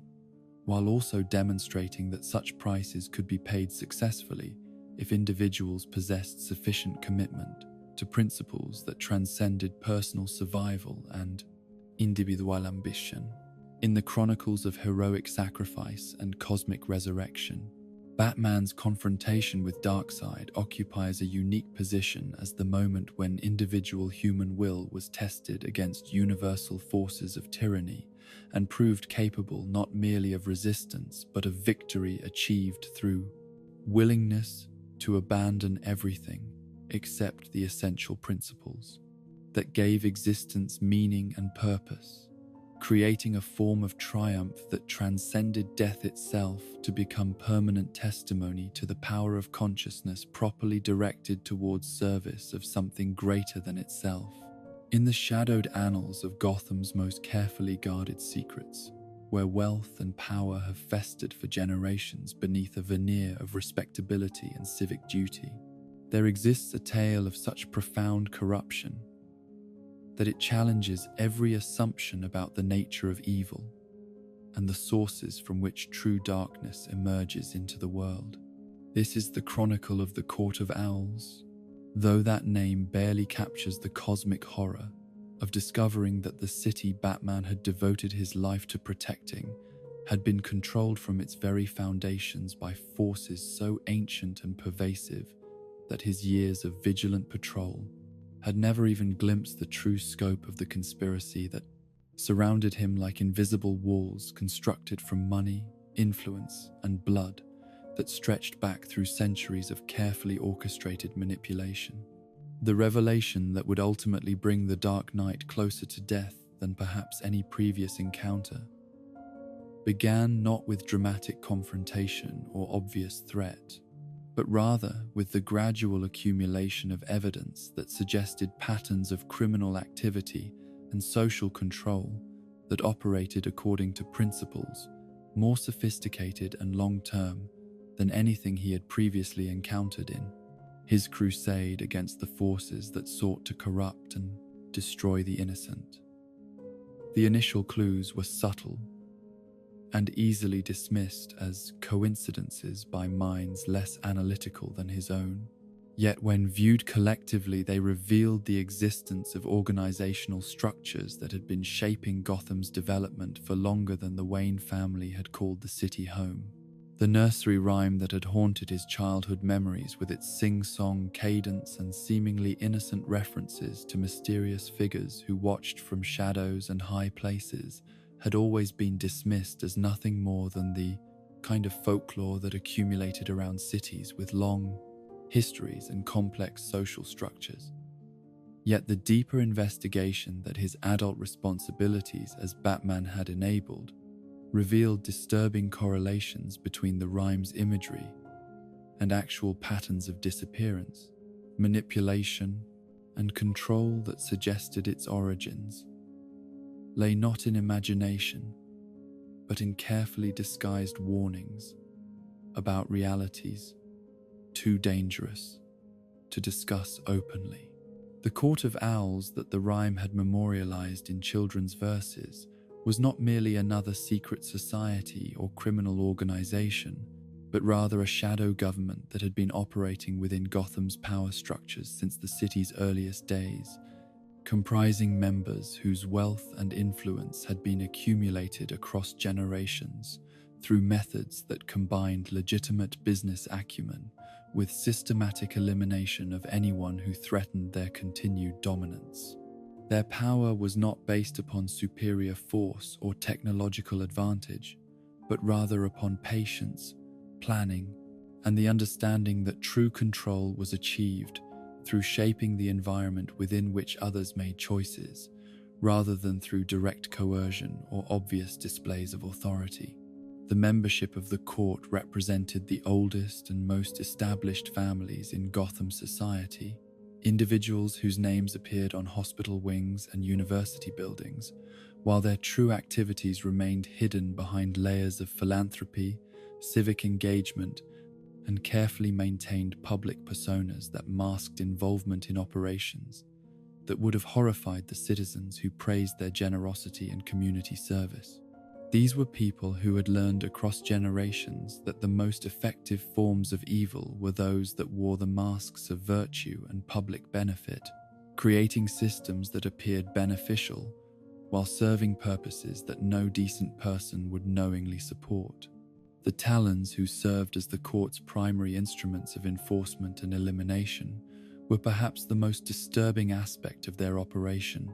representing a perversion of childhood innocence and potential that transformed what should have been society's most precious resource into weapons of such effectiveness that even Batman's legendary combat skills would prove inadequate when measured against their capabilities. These were not simply trained assassins or enhanced soldiers, but rather beings who had been systematically broken and rebuilt from the earliest ages to serve purposes that required the complete elimination of individual identity, moral reasoning, and emotional connection to anything beyond their assigned functions. The process by which children were selected for transformation into Talons operated according to criteria that combined practical considerations about physical potential and trainability with deeper psychological factors that determined which young minds would be most susceptible to the conditioning necessary to eliminate all traces of individual will and moral reasoning. The selection process itself was a form of art that had been refined across centuries of experimentation, enabling the court's agents to identify candidates whose backgrounds and circumstances would make their disappearance unremarkable, while their potential made them suitable raw material for the extensive modification that would follow. The training facilities where these transformations occurred were hidden throughout Gotham in locations that had been carefully chosen for their accessibility to court members while remaining invisible to law enforcement, social services, and even Batman's extensive surveillance network that had mapped most of the city's criminal activities with unprecedented thoroughness. The concealment of these operations required resources and planning capabilities that exceeded anything that conventional criminal organizations could achieve, demonstrating the court's integration into legitimate power structures and their access to technologies and methodologies that bridged the gap between conventional corruption and something approaching supernatural malevolence. The physical conditioning that Talon candidates underwent was designed to push human potential beyond its normal limitations, while simultaneously breaking down the psychological structures that might interfere with absolute obedience to their handlers' commands, creating beings who possessed capabilities that rivaled those of metahumans, while lacking any of the moral constraints or emotional attachments that might prevent them from completing assignments that required the elimination of innocent life. The combination of enhanced physical capabilities with complete absence of individual conscience created weapons that were perfectly suited for operations that required both efficiency and deniability. The psychological conditioning that accompanied their physical transformation was perhaps even more disturbing than the obvious modifications to their strength, speed, and endurance, involving systematic destruction of every aspect of personality and individual identity that might create hesitation or independent judgment when following orders that decent human beings would find impossible to execute. The methods employed in this conditioning had been developed across centuries of experimentation and drew upon insights into human psychology that would not be formally understood by academic science for generations after their practical application had been perfected. The chemical treatments that preserved Talon operatives beyond their natural lifespans operated according to principles that combined advanced understanding of biology with substances and techniques that suggested knowledge derived from sources beyond normal human scientific development, creating a form of immortality that was purchased through the complete surrender of everything that made existence meaningful. The preservation of their bodies was paralleled by the destruction of their souls, creating beings who could function indefinitely yet possessed no capacity for growth, change, or the development of wisdom that should accompany extended experience. The maze that would ultimately serve as both Batman's prison and the testing ground for his survival represented the culmination of centuries of psychological research and architectural innovation, designed to break down the mental defenses and analytical capabilities that had made him Gotham's most effective detective, while simultaneously providing his captors with entertainment that satisfied their need for sophisticated forms of cruelty. The labyrinth was not merely a physical structure, but rather a psychological weapon that exploited specific vulnerabilities in human cognition and emotional stability to achieve effects that conventional torture could never accomplish. The construction of the maze had incorporated principles borrowed from studies of sensory deprivation, spatial disorientation, and the specific forms of psychological pressure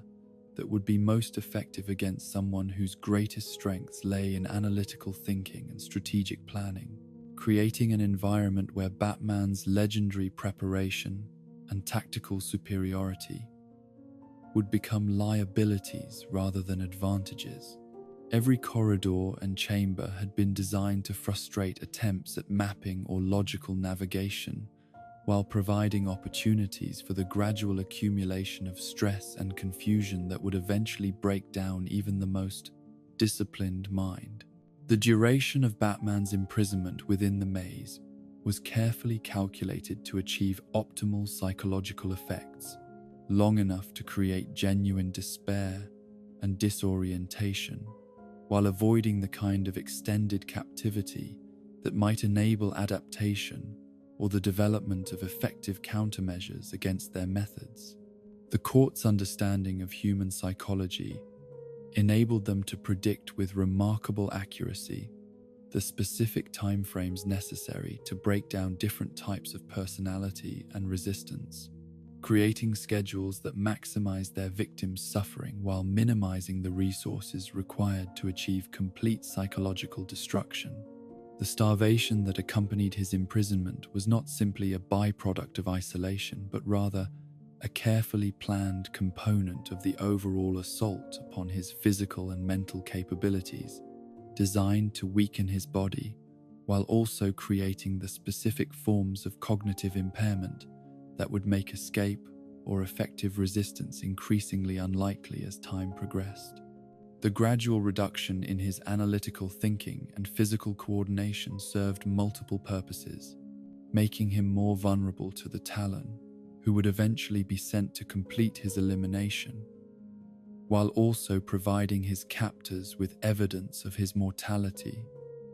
and the limitations that even his legendary preparation could not overcome. The psychological effects of prolonged isolation within an environment designed to frustrate every attempt at understanding or control were perhaps even more devastating than the physical weakening that resulted from inadequate nutrition and constant stress, creating forms of mental deterioration that threatened to destroy the intellectual capabilities that had always been Batman's greatest weapons against seemingly impossible odds. The maze was designed to attack not merely his body, but his identity, challenging the fundamental assumptions about his own capabilities and the meaning of his mission that had sustained him through years of apparently hopeless struggles against forces of chaos and corruption. The hallucinations that began to plague Batman during the later stages of his imprisonment reflected the specific ways that sensory deprivation and psychological pressure had been calibrated to exploit his particular mental patterns and emotional vulnerabilities, creating false perceptions that incorporated elements of his deepest fears and most profound regrets in ways that made distinguishing between reality and delusion increasingly difficult. The court's understanding of his psychology enabled them to craft psychological attacks that were more effective than any physical torture could have been, striking at the very foundations of his sense of identity and purpose. The gradual breakdown of his mental defenses during his captivity revealed vulnerabilities that Batman had never been forced to confront, demonstrating that even the most disciplined and prepared mind possessed limitations that could be exploited by enemies who understood the specific techniques necessary to create conditions where rational thinking became impossible and emotional stability collapsed under the weight of accumulated stress and confusion. The recognition that his legendary analytical capabilities were not invulnerable created forms of despair that went beyond simple fear of death to encompass existential questions about the value and sustainability of his entire mission. The moment when the Talon finally appeared to complete his elimination was both relief and terror,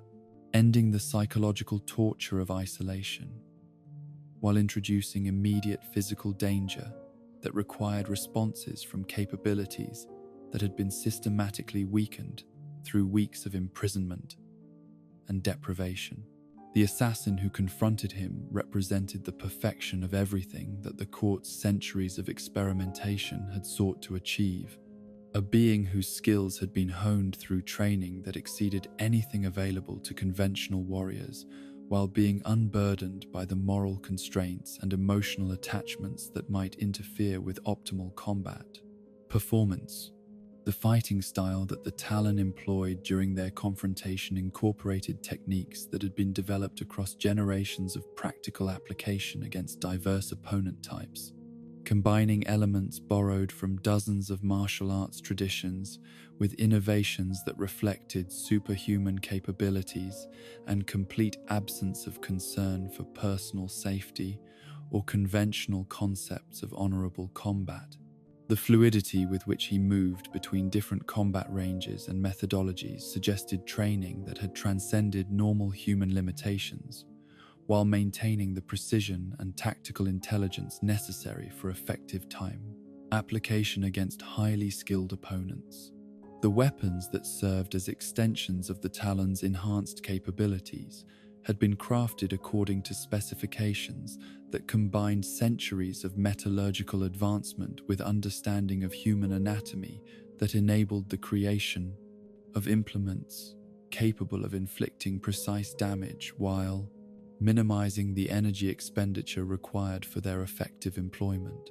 The curved blades that emerged from his gauntlets possessed edges that had been honed to molecular sharpness, capable of penetrating any armor that human technology could produce, while maintaining structural integrity under stresses that would destroy conventional weapons. The systematic way in which the Talon dismantled Batman's defensive techniques demonstrated not merely superior training or enhanced capabilities, but access to information about his fighting methods that should have been impossible for any enemy to acquire, suggesting that the court's surveillance of his activities had been far more comprehensive and long-term than he had ever suspected. The anticipation of his counterattacks and the preparation of specific responses to his favored techniques revealed intelligence-gathering capabilities that made his secret identity and carefully guarded methods meaningless against opponents who had been studying him for purposes that went far beyond simple criminal enterprise. The decisive moment when the Talon's blade penetrated through Batman's midsection was not simply another wound to be endured and overcome through willpower and medical knowledge, but rather an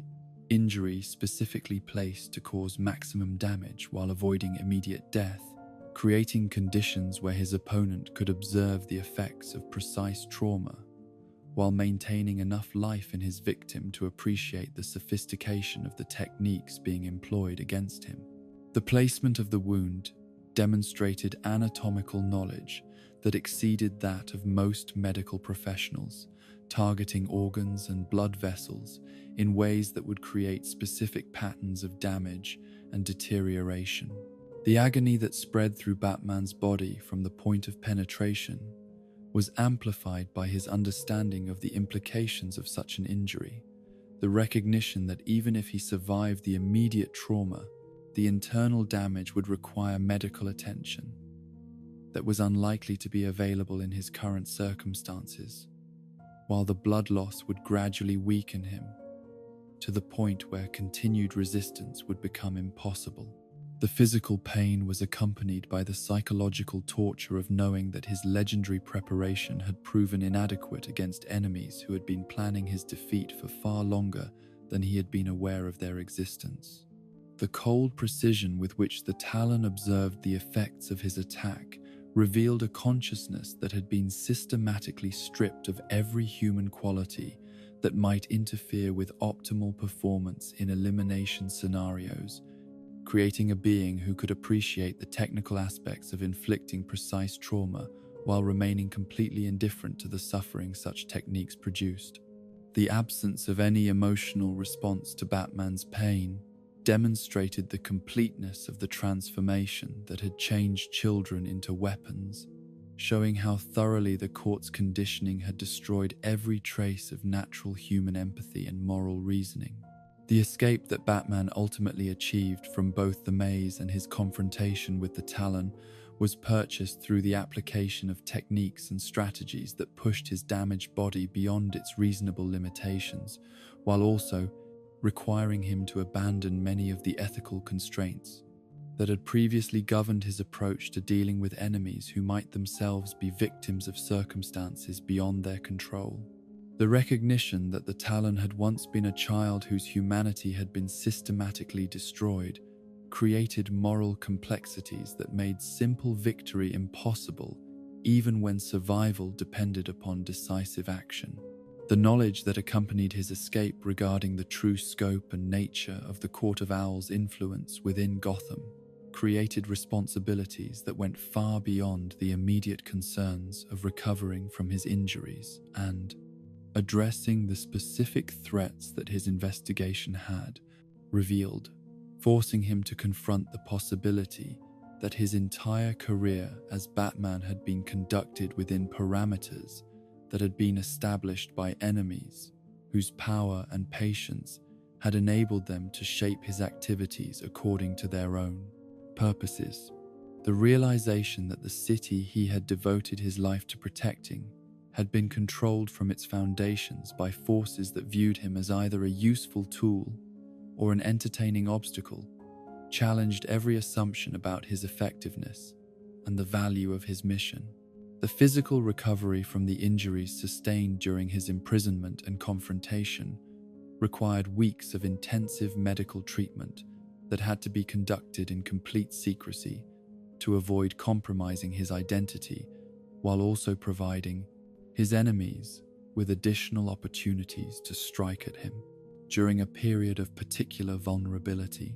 The internal damage caused by the Talon's precisely placed blade created complications that conventional medicine could not adequately address, requiring experimental treatments and procedures that carried significant risks of their own, while offering no guarantee of complete restoration of his previous capabilities. The psychological integration of lessons learned from discovering the court's existence and experiencing their methods of control and elimination created changes in Batman's approach to protecting Gotham that acknowledged the Patsic's reality of threats that operated on timescales and through methods that conventional crime fighting could not adequately address. The understanding that true evil often wore the faces of respectability and civic virtue, while hiding behind generations of carefully constructed legitimacy, required new forms of vigilance and investigation that went far beyond the reactive responses that had characterized most of his previous encounters with criminal organizations. The broader implications of the Court of Owls revelation extended beyond Batman's personal experience to encompass questions about the nature of power, the persistence of evil across generations, and the ways that corruption could embed itself so deeply within social structures that its elimination would require nothing less than complete transformation of the systems that enabled its continued existence. The recognition that Gotham's problems ran deeper than individual criminal enterprises, to encompass institutional malevolence that had been carefully nurtured across centuries, created new appreciation for the scope of the challenges that any true champion of justice would need to confront. In the chronicle of Batman's closest encounters with death and the revelation of truths too terrible for comfortable contemplation, the Court of Owls saga occupies a unique position as the moment when he discovered that his mission had been conducted within a landscape shaped by enemies whose patience and resources had enabled them to create forms of control so sophisticated that resistance seemed not merely difficult but potentially meaningless, yet whose ultimate defeat would require not just courage and determination, but fundamental changes in his understanding of what justice meant and what prices might be necessary to achieve it in a world where evil had learned to wear the masks of virtue with consummate skill. In the intricate tapestry of betrayal and salvation that has woven itself through Batman's darkest hours, few threads run as deeply or as paradoxically as those moments when death approached, not through the actions of sworn enemies, but through the calculated machinations of those who claimed friendship, love, or professional respect while harboring motivations so complex and twisted that their ultimate resolution would challenge every assumption about the nature of human loyalty and the prices that wounded souls are willing to pay for the satisfaction of revenge long deferred. These are the chronicles of fallen angels and cosmic doorknobs, tales that demonstrate how the most devastating attacks upon heroic virtue often emerge not from obvious sources of evil, but from the corruption of relationships that should have provided strength and support in the face of an indifferent universe. The man who would orchestrate one of the most psychologically devastating assaults upon Batman's life and sanity had begun his existence as Thomas Elliot,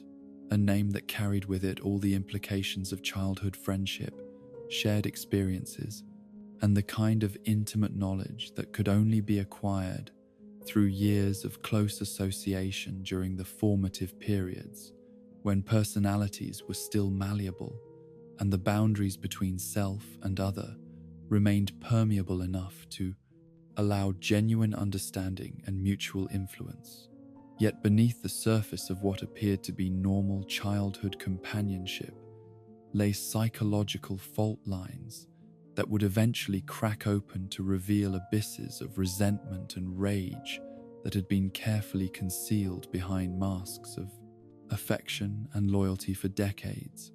The Elliot family fortune that had provided Thomas with social position and educational opportunities comparable to those enjoyed by Bruce Wayne had been built upon the same foundations of industrial innovation and strategic investment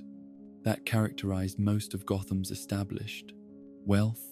Yet the psychological dynamics within the household that should have nurtured healthy development instead created conditions where normal childhood emotions were twisted into patterns that would ultimately prove destructive to everyone involved. The relationship between Thomas and his parents was marked by the kind of casual cruelty and emotional manipulation that wealthy families often employed to maintain control over their children, while maintaining external appearances of domestic harmony and proper social conduct. The accident that claimed the lives of Thomas and Martha Wayne had affected their son's childhood friend in ways that would remain hidden for years beneath carefully constructed facades of sympathy and supportive friendship. Yet the psychological impact of witnessing Bruce's transformation from ordinary wealthy child into something approaching mythic significance created forms of resentment and envy that grew stronger rather than weaker as time passed, and their different responses to tragedy became more apparent. The contrast between Bruce's utilization of grief as motivation for heroic action and Thomas's inability to transform his own family trauma into anything constructive created psychological tensions that would ultimately seek resolution through violence and betrayal. The medical career that Thomas Elliot pursued following his completion of advanced education represented both a legitimate attempt to find meaningful work and a calculated positioning that would provide him with access to the knowledge and resources necessary for the elaborate revenge scheme that had been developing in his mind throughout his adult years. The skills he acquired as a surgeon, particularly his expertise in reconstructive techniques and his understanding of human anatomy, would prove essential for implementing plans that required precise knowledge of how to inflict specific types of damage, while maintaining enough control over the situation to achieve desired psychological effects, rather than simply causing random destruction. The identity of Hush that Elliot would eventually adopt was more than merely a nom de guerre chosen for its intimidating implications, representing instead a complete psychological transformation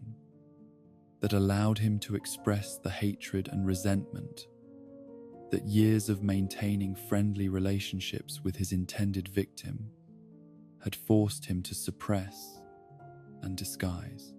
The bandages that concealed his features served practical purposes in terms of maintaining anonymity,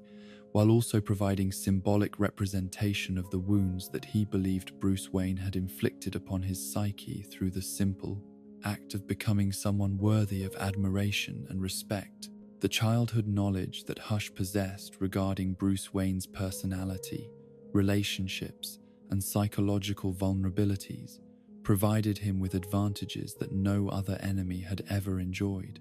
enabling him to predict responses and anticipate countermeasures in ways that made conventional preparation and strategic thinking largely irrelevant. The intimate understanding of Batman's methods and motivations that had been acquired through decades of careful observation and analysis created opportunities for manipulation that went far beyond anything that external surveillance or intelligence gathering could have revealed. The campaign that would ultimately bring Batman to the brink of death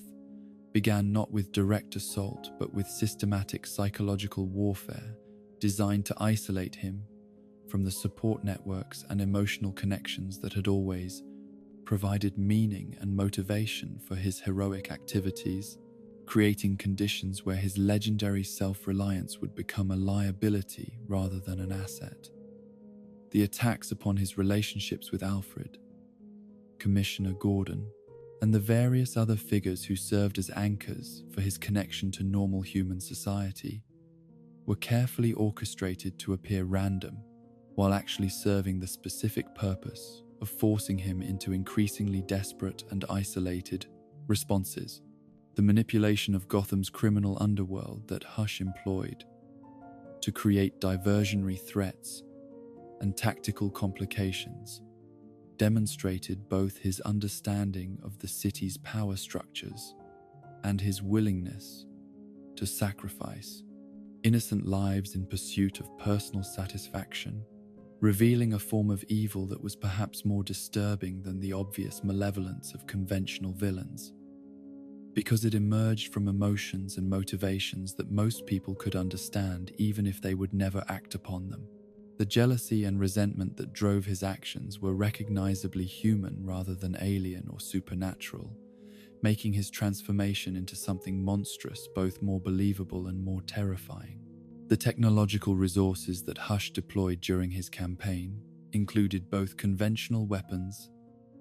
and surveillance equipment, as well as more exotic items that had been acquired through connections with various criminal organizations and corrupt scientific establishments, demonstrating the advantages that vast wealth and medical credentials could provide when applied to illegal activities by someone who possessed sufficient intelligence and determination to exploit every available opportunity. The combination of legitimate professional standing and criminal intent created forms of access and credibility that purely criminal enterprises could never achieve. The psychological profile that emerged from Hush's activities revealed a mind that had retained its intellectual capabilities while losing most of its moral constraints and emotional connections to other human beings, creating a form of functional sociopathy that was particularly dangerous because it could maintain normal social interactions while planning and executing operations that required complete indifference to suffering and death. The ability to compartmentalize his hatred while maintaining friendly relationships with his intended victim demonstrated psychological flexibility that bordered on multiple personality disorder. The specific attack that would bring Batman closest to death during their extended conflict was designed to appear accidental, while actually representing the culmination of months of careful preparation and positioning,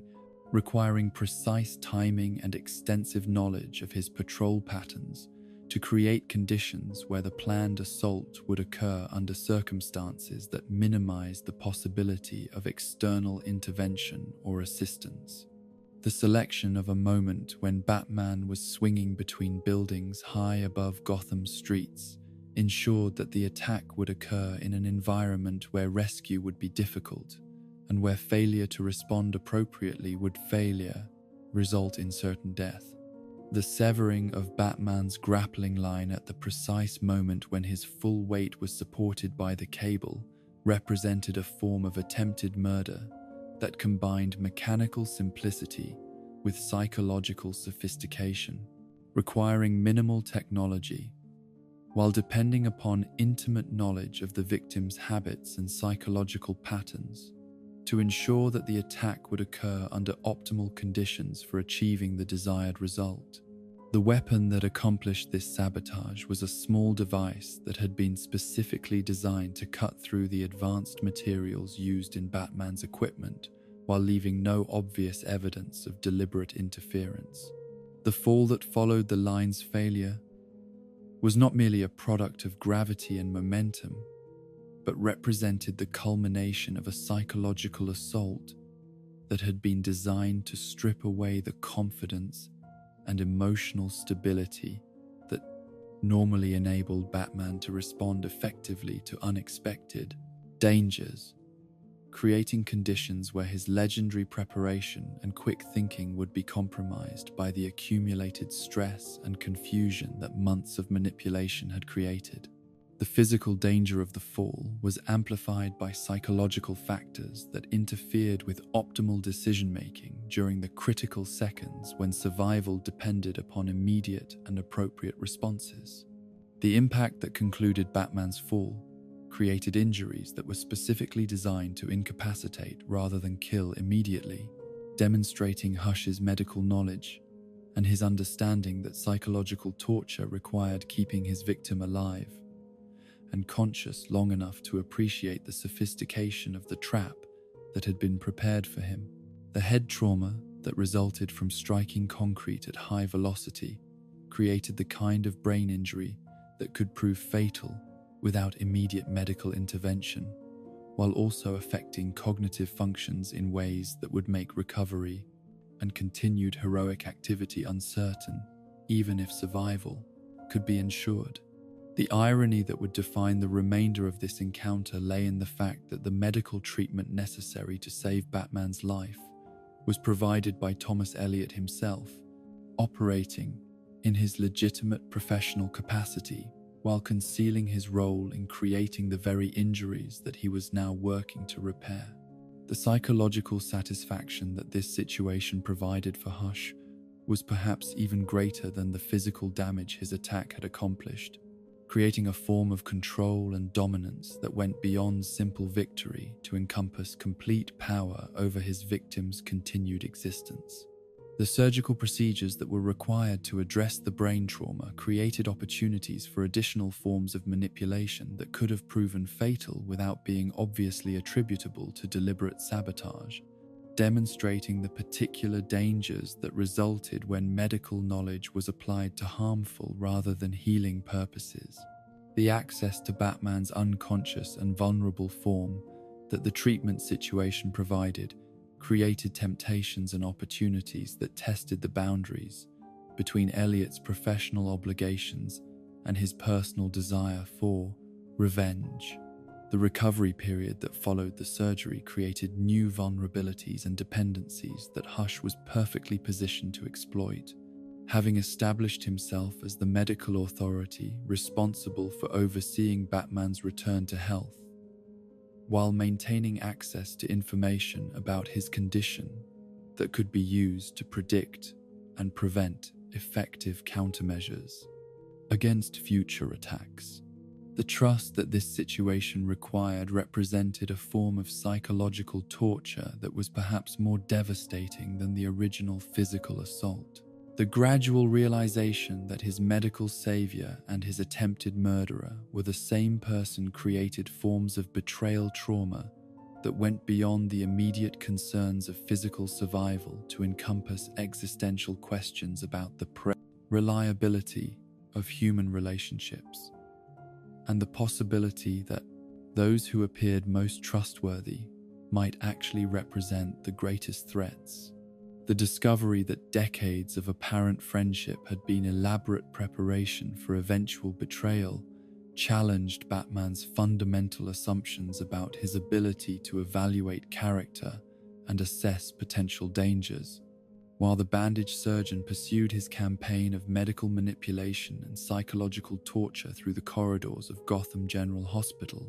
another form of cosmic assault was being prepared in the laboratories and research facilities where the boundary between legitimate scientific inquiry and dangerous experimentation had been crossed by minds whose understanding of universal principles far exceeded their wisdom regarding the finale. Appropriate applications of such knowledge.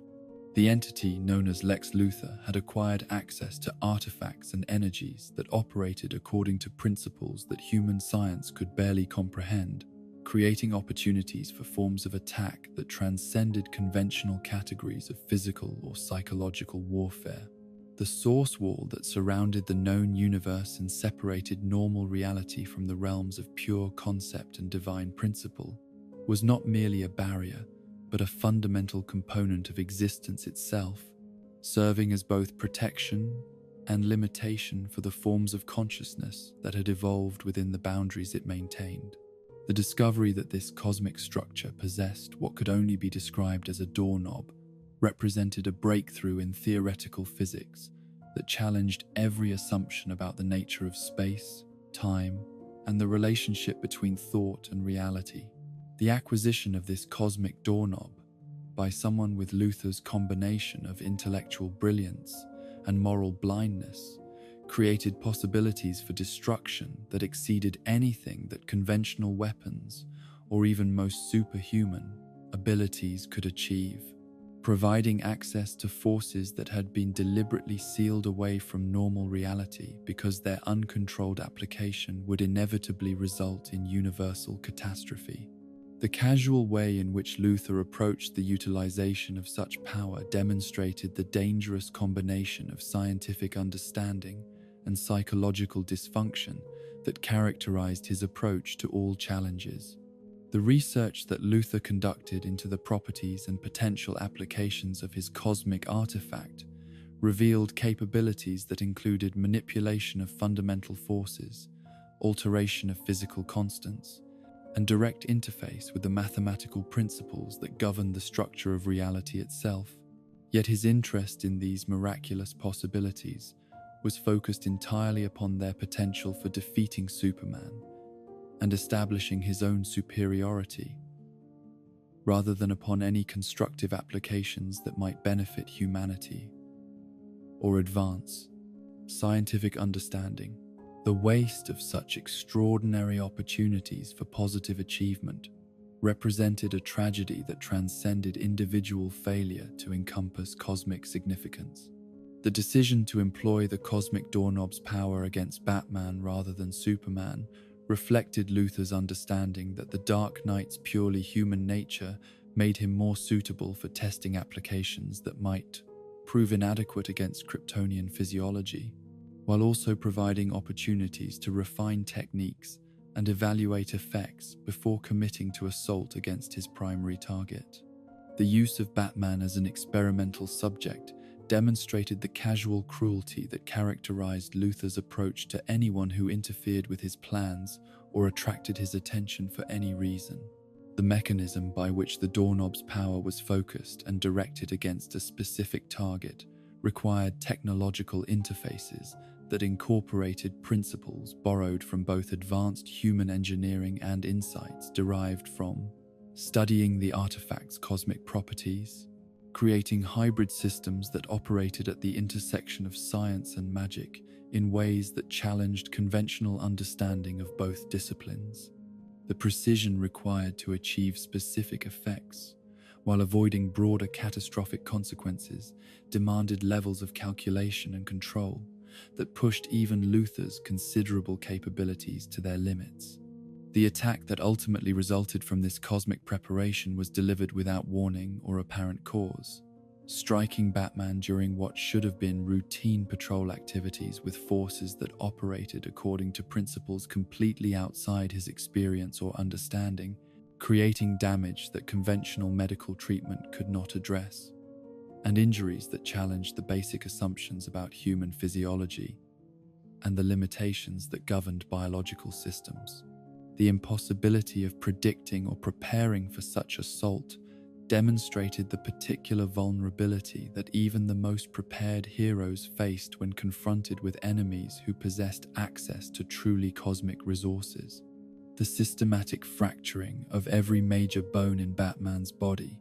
was accomplished through application of forces that operated directly upon molecular structures rather than through conventional impact or pressure, creating patterns of damage that would have been impossible to achieve through any normal means, while also generating injury types that medical science had never previously encountered and had no established protocols for treating.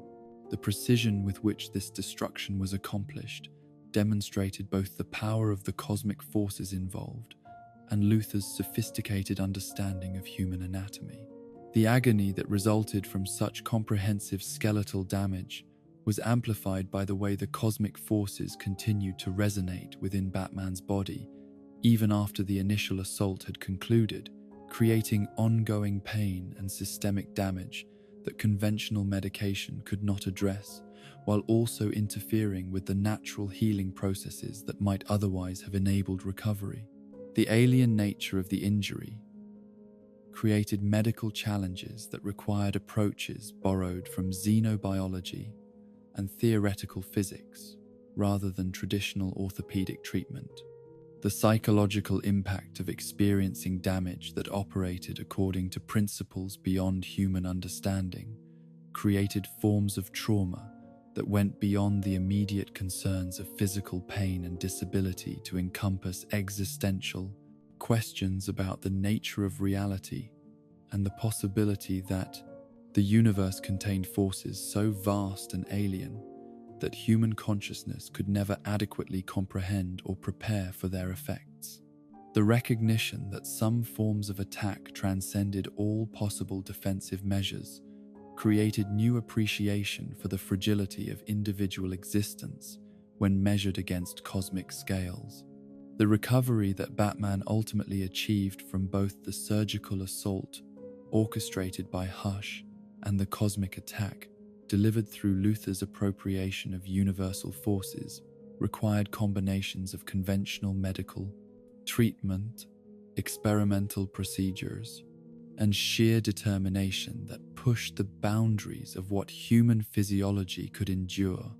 while also demonstrating the importance of support networks and emotional connections that provided motivation for continued struggle when rational pace analysis suggested that complete recovery was impossible. The lessons learned from these encounters with enemies who operated through deception and cosmic manipulation created changes in Batman's approach to heroism that acknowledged the reality of threats that could not be anticipated through conventional analysis or countered through traditional preparation, requiring new forms of vigilance and adaptability that incorporated awareness of human psychological vulnerabilities and cosmic forces that exceeded normal comprehension.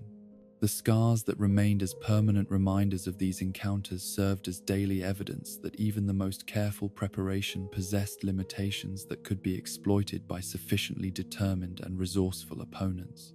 In the chronicles of betrayal and cosmic assault that have tested Batman's commitment to his mission and his faith in human relationships, the encounters with Hush and Luther's cosmic doorknob occupy unique positions as demonstrations of how evil could emerge from sources that should have been trustworthy, while also revealing the existence of forces so vast and alien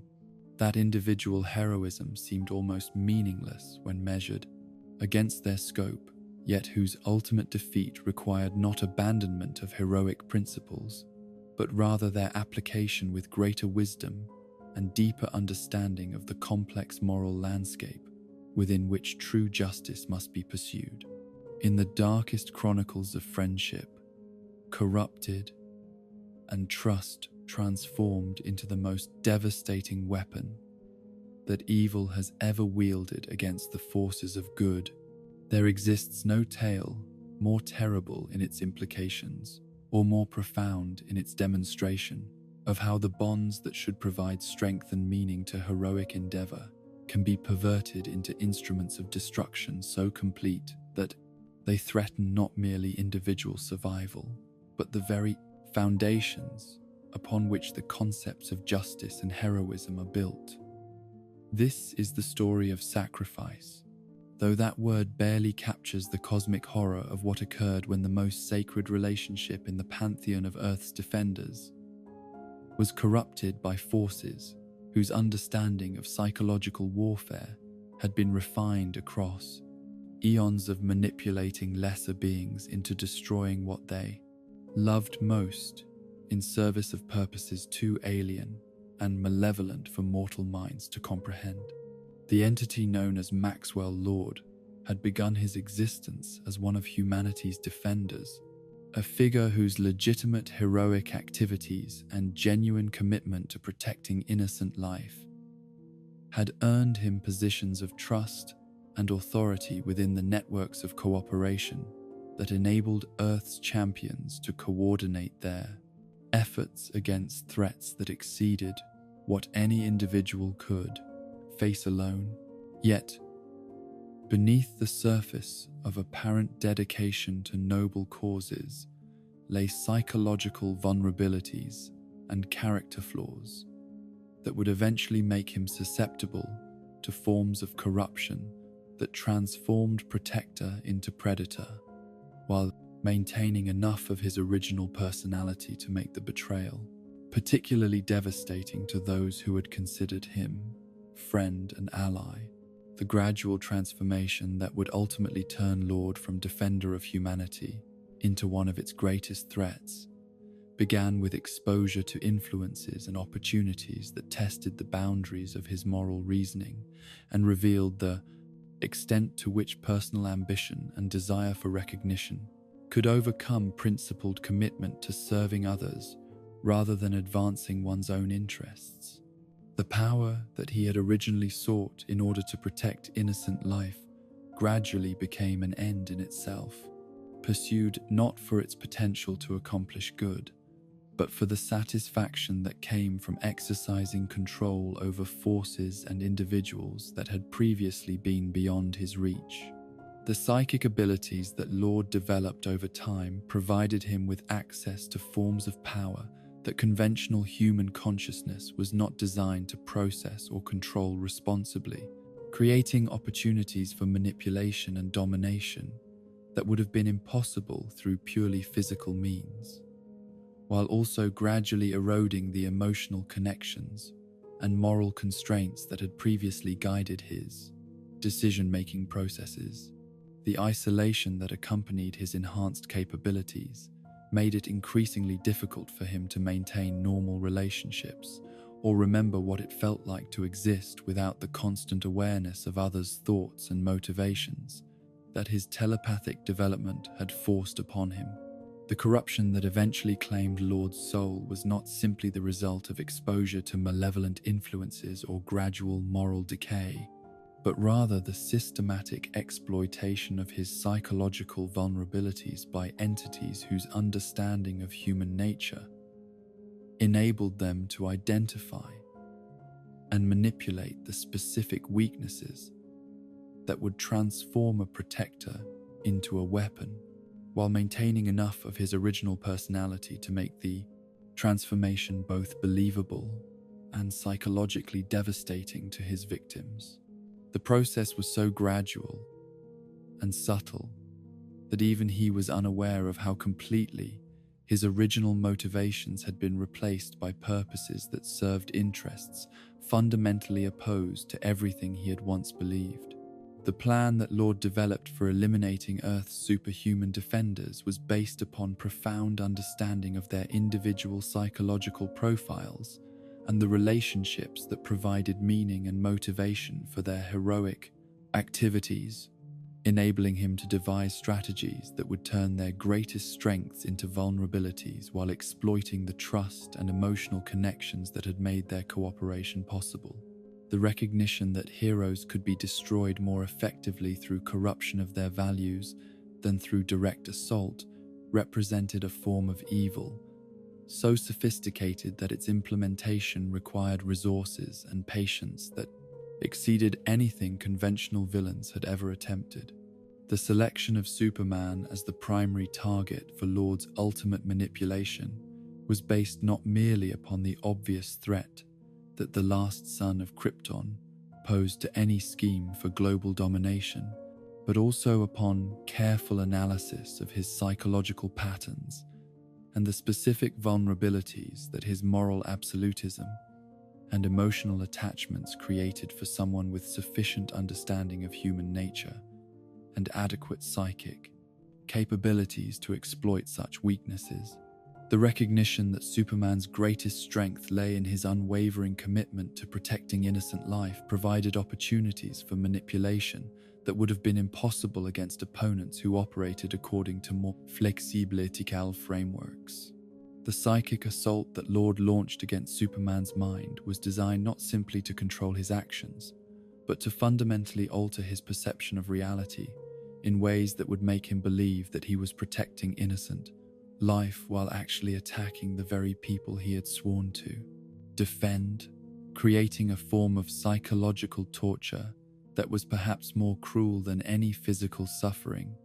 because it forced the victim to participate in his own moral destruction while believing that he was fulfilling his highest purpose.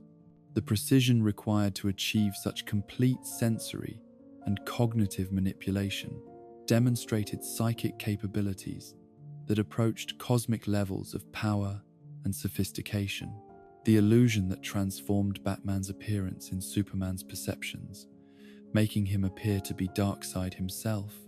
was not simply a matter of visual deception, but rather a comprehensive alteration of sensory input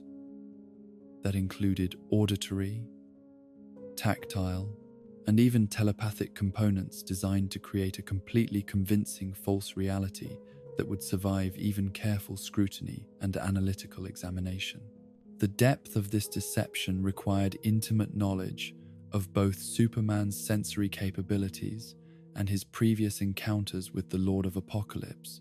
incorporating details and characteristics that could only have been acquired through extensive research and psychic intrusion into protected memories.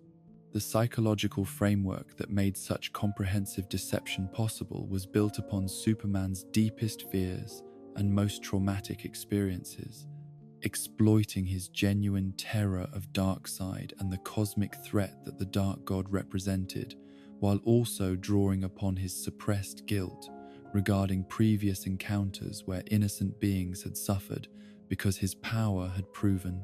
inadequate to protect them from forces that operated on truly cosmic scales. The manipulation was so sophisticated that it incorporated elements of Superman's own psychology into the false reality, making resistance to the deception psychologically as well as perceptually impossible. The battle that erupted between Superman and the figure he believed to be Darkseid was conducted with a level of intensity and violence that the real Superman would never have employed against any opponent whose identity he was certain of, demonstrating how completely Lord's manipulation had altered his perceptions while also revealing the terrible power that the last son of Krypton possessed when freed from the moral constraints that normally governed his actions. The unleashing of Superman's full capabilities against what he believed to be his greatest enemy created destruction on a scale that had never before been witnessed in conflicts involving Earth's defenders. The horror that Batman experienced as he realized what was happening, recognizing that his closest friend and most trusted ally was attacking him with lethal force, while apparently believing that such violence was justified by the threat he represented, created forms of psychological trauma that went beyond immediate physical danger to encompass existential questions about the nature of their relationship and the possibility that everything he had believed about Superman's character and moral development might be based upon fundamental misunderstandings. The recognition that he was completely outmatched by an opponent whose superior capabilities were being applied without restraint created desperate situations that required immediate responses despite the impossibility of adequate preparation. The advanced warning systems and defensive measures that Batman had developed for dealing with potential conflicts involving Superman proved completely inadequate when faced with the reality of the last son of Krypton's unrestricted assault, demonstrating that all his careful preparation had been based upon assumptions about Superman's continued adherence to moral principles that prevented the application of lethal force against human opponents. The failure of every contingency plan and backup strategy created tactical situations that exceeded anything Batman's previous experience had prepared him to handle. The physical capabilities that Superman possessed when freed from his normal ethical constraints exceeded even Batman's most pessimistic estimates of what might be necessary to survive such an encounter, involving speeds that made evasion virtually impossible, strength that rendered all conventional defensive measures meaningless, and energy projection capabilities that could destroy entire city blocks with casual applications of power. The recognition that he was facing not merely a more powerful opponent, but someone whose abilities operated on scales that transcended normal human understanding, created new appreciation for the restraint that Superman normally exercised in all his interactions.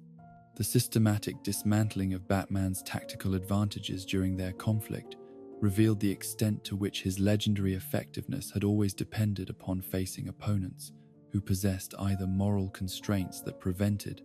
them from applying their full capabilities or limitations, that created opportunities for clever tactics and superior preparation to compensate for obvious disadvantages in raw power. The complete absence of such factors in his current situation made conventional heroic responses not merely inadequate but counterproductive.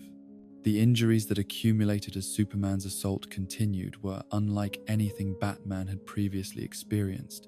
involving trauma that exceeded the theoretical limits of what human physiology could sustain while remaining conscious and capable of continued resistance. Yet the adrenaline and desperation created by his situation enabled him to continue fighting despite damage that should have rendered him incapable of coherent thought or coordinated movement. The knowledge that failure to continue resisting would result not merely in his own death but potentially in Superman's permanent corruption by Lord's manipulation provided motivation that transcended normal considerations of self-preservation. The moment when Superman's heat vision carved through Batman's defensive equipment and began burning through the armor that had protected him against countless previous attacks marked the transition from difficult tactical situation to immediate life or death crisis, creating injuries that threatened vital organs while also demonstrating that the restraint Superman normally showed when dealing with human opponents had been completely eliminated by Lord's psychic manipulation. The agony of being burned by energy that could melt steel was amplified by the psychological trauma of experiencing such violence from someone he had considered his closest friend. The crushing force that Superman applied when his physical attacks transitioned from energy projection to direct impact created skeletal damage that exceeded anything conventional medical treatment could address, breaking bones with such force that the fragments were driven into surrounding tissue, while the impact trauma created internal injuries that threatened immediate death from blood loss and organ failure. The casual way in which Superman applied force that could destroy buildings demonstrated how completely Lord's deception had convinced him that he was fighting for the survival of everything he valued. The desperate attempts at communication that Batman made during brief intervals when Superman's assault intensity decreased slightly were rendered meaningless by the comprehensive nature of Lord's sensory manipulation, ensuring that any words or gestures intended to reveal the truth of the situation would be perceived as the kind of psychological warfare that Darkseid would be expected to employ in attempts to create doubt and hesitation in his place. Opponent. The impossibility of breaking through the false reality that had been imposed upon Superman's perceptions created new forms of helplessness that went beyond simple physical disadvantage. The psychological torture that accompanied Batman's physical beating included the recognition that Superman was experiencing genuine satisfaction from what he believed to be the defeat of his greatest enemy, demonstrating how completely the deception had altered not merely his perceptions, but his emotional responses to the violence he was inflicting. The knowledge that his friend was experiencing the joy of righteous victory, while actually committing an act of unprovoked assault, created forms of betrayal trauma that exceeded any previous experience of disappointment or disillusionment. The intervention that eventually ended Superman's assault came not through Batman's tactical brilliance or physical resilience, but through the actions of other heroes who had discovered the truth about Lord's manipulation and were able to employ methods that Batman did not possess,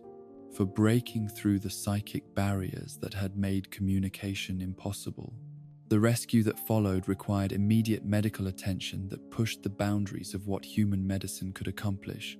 while also addressing psychological trauma that would require years of careful treatment to fully resolve.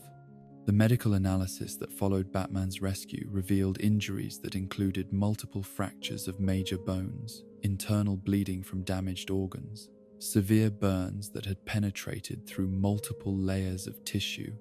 and neurological damage from repeated impacts that had affected both cognitive function and motor control in ways that made complete recovery uncertain despite the application of the most advanced treatment protocols available. The comprehensive nature of the damage demonstrated what happened when Superman's capabilities were applied without the moral restraints that normally governed their use. The psychological aftermath of the encounter created changes in Batman's relationship with Superman that would influence all their future interactions, introducing elements of wariness and calculated distance that had never previously existed between Earth's two greatest champions, while also creating new appreciation for the importance of maintaining safeguards against manipulation that could transform allies into enemies. The recognition that their friendship had been weaponized by someone who understood their psychology well enough to exploit their deepest trust created new vulnerabilities that would require careful management. The broader implications of Lord's successful manipulation extended beyond the immediate trauma inflicted upon both Superman and Batman to encompass questions about the security of all relationships within the heroic community and the possibility that trust itself might be a weakness that could be exploited by sufficiently sophisticated enemies. The development of protocols and safeguards that might prevent similar manipulation in the future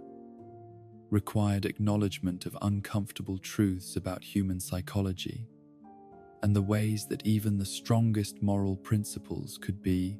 subverted by opponents who understood the specific techniques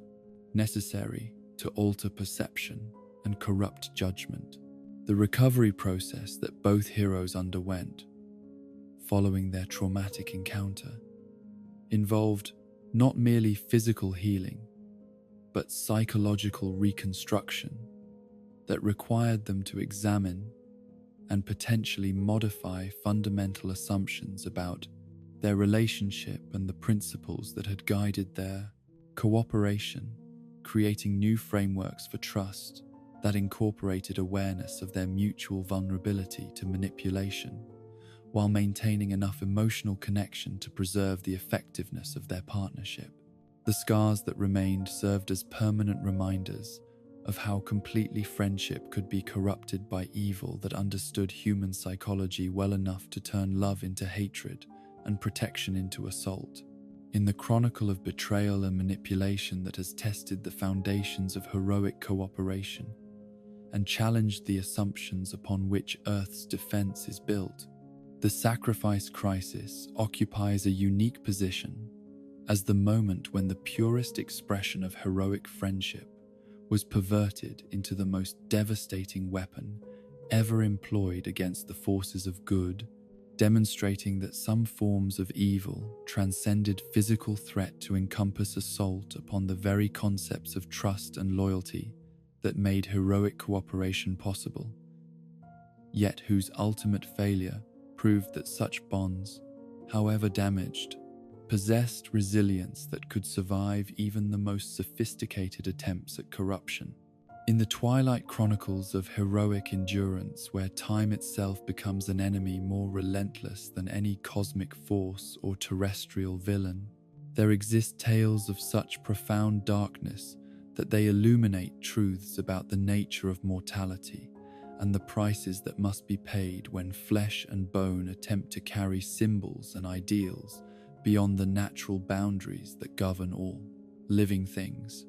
These are the stories of supernatural reckonings and mutant futures, chronicles that explore what happens when the indomitable will that defines heroism encounters the inexorable march of years and the emergence of threats whose very existence challenges the fundamental assumptions upon which a lifetime of heroic service has been built, forcing confrontations with limitations that no amount of preparation or determination can ultimately transcend. In the shadow-haunted future that Frank Miller envisioned in his masterwork of aged heroism and societal decay, the Batman who emerged from 10 years of self-imposed retirement was not simply an older version of the Dark Knight who had protected Gotham through decades of escalating threats, but rather a fundamentally different being whose relationship with his own mortality had been transformed by the accumulation of injuries, disappointments, and psychological trauma that no human consciousness could endure indefinitely without experiencing profound changes in perspective and capability. This was Batman as tragic hero, a figure whose greatest victories lay in the past, while his present reality was defined by the gradual recognition that even legends must eventually confront the limitations that make them mortal. The Gotham City that awaited his return was itself a testament to the futility of individual heroic action when measured against the broader social forces that shape civilizations and determine whether communities thrive or decay according to principles that transcend the influence of any single protector, however dedicated or capable.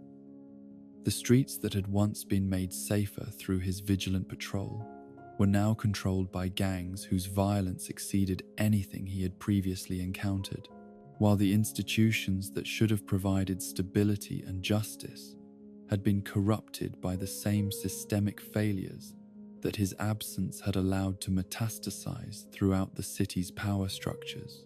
The mutants who had claimed dominion over Gotham's underworld during Batman's retirement were not simply another criminal organization to be dismantled through superior tactics and careful planning, but rather the physical manifestation of societal breakdown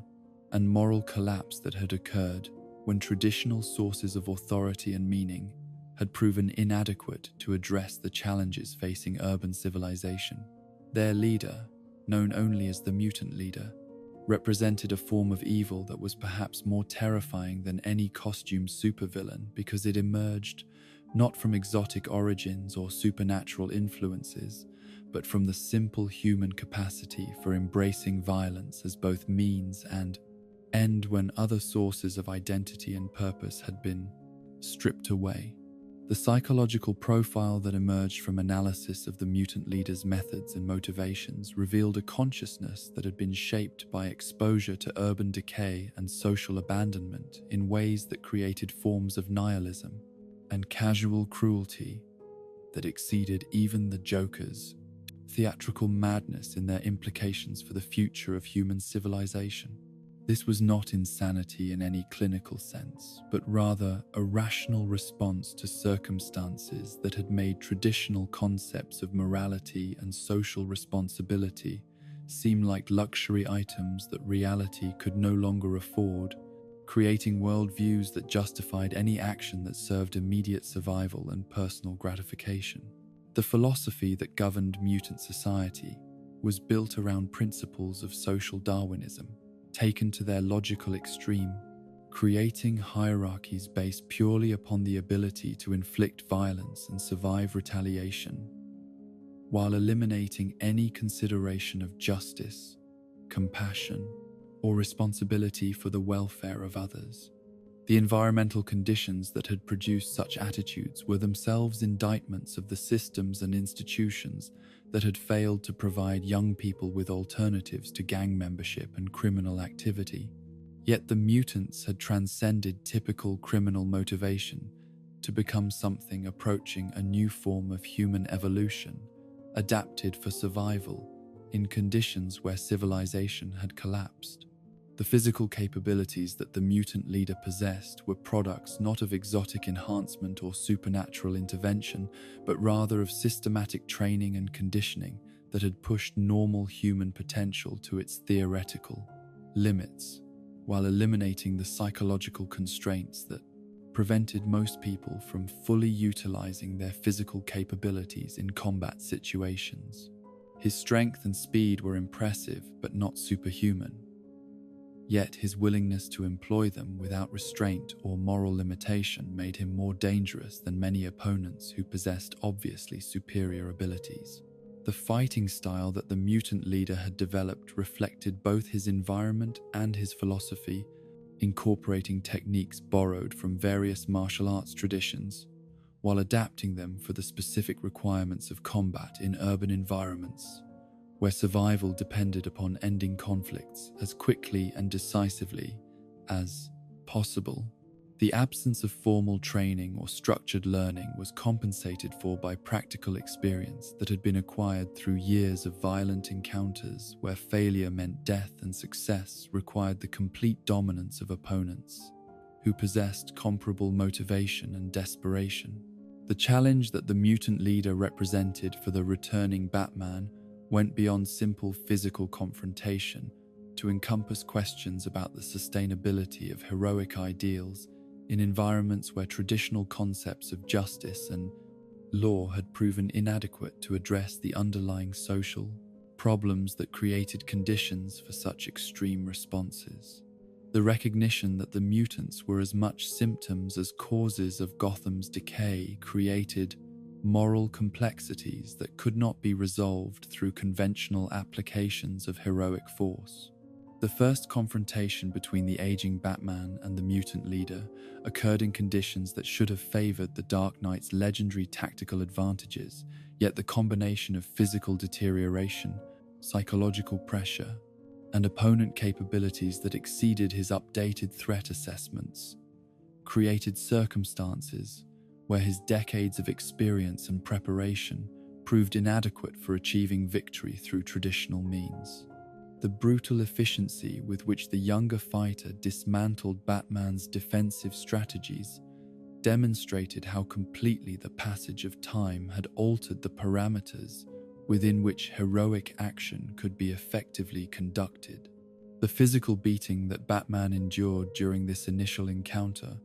was unlike anything he had experienced even during his most difficult previous battles, involving trauma that was amplified by his body's reduced capacity for absorbing damage and recovering from injury at rates that had once enabled him to continue fighting, despite accumulating wounds that would have incapacitated less conditioned individuals. The recognition that his legendary durability had been compromised by age created new vulnerabilities that affected not merely his combat effectiveness,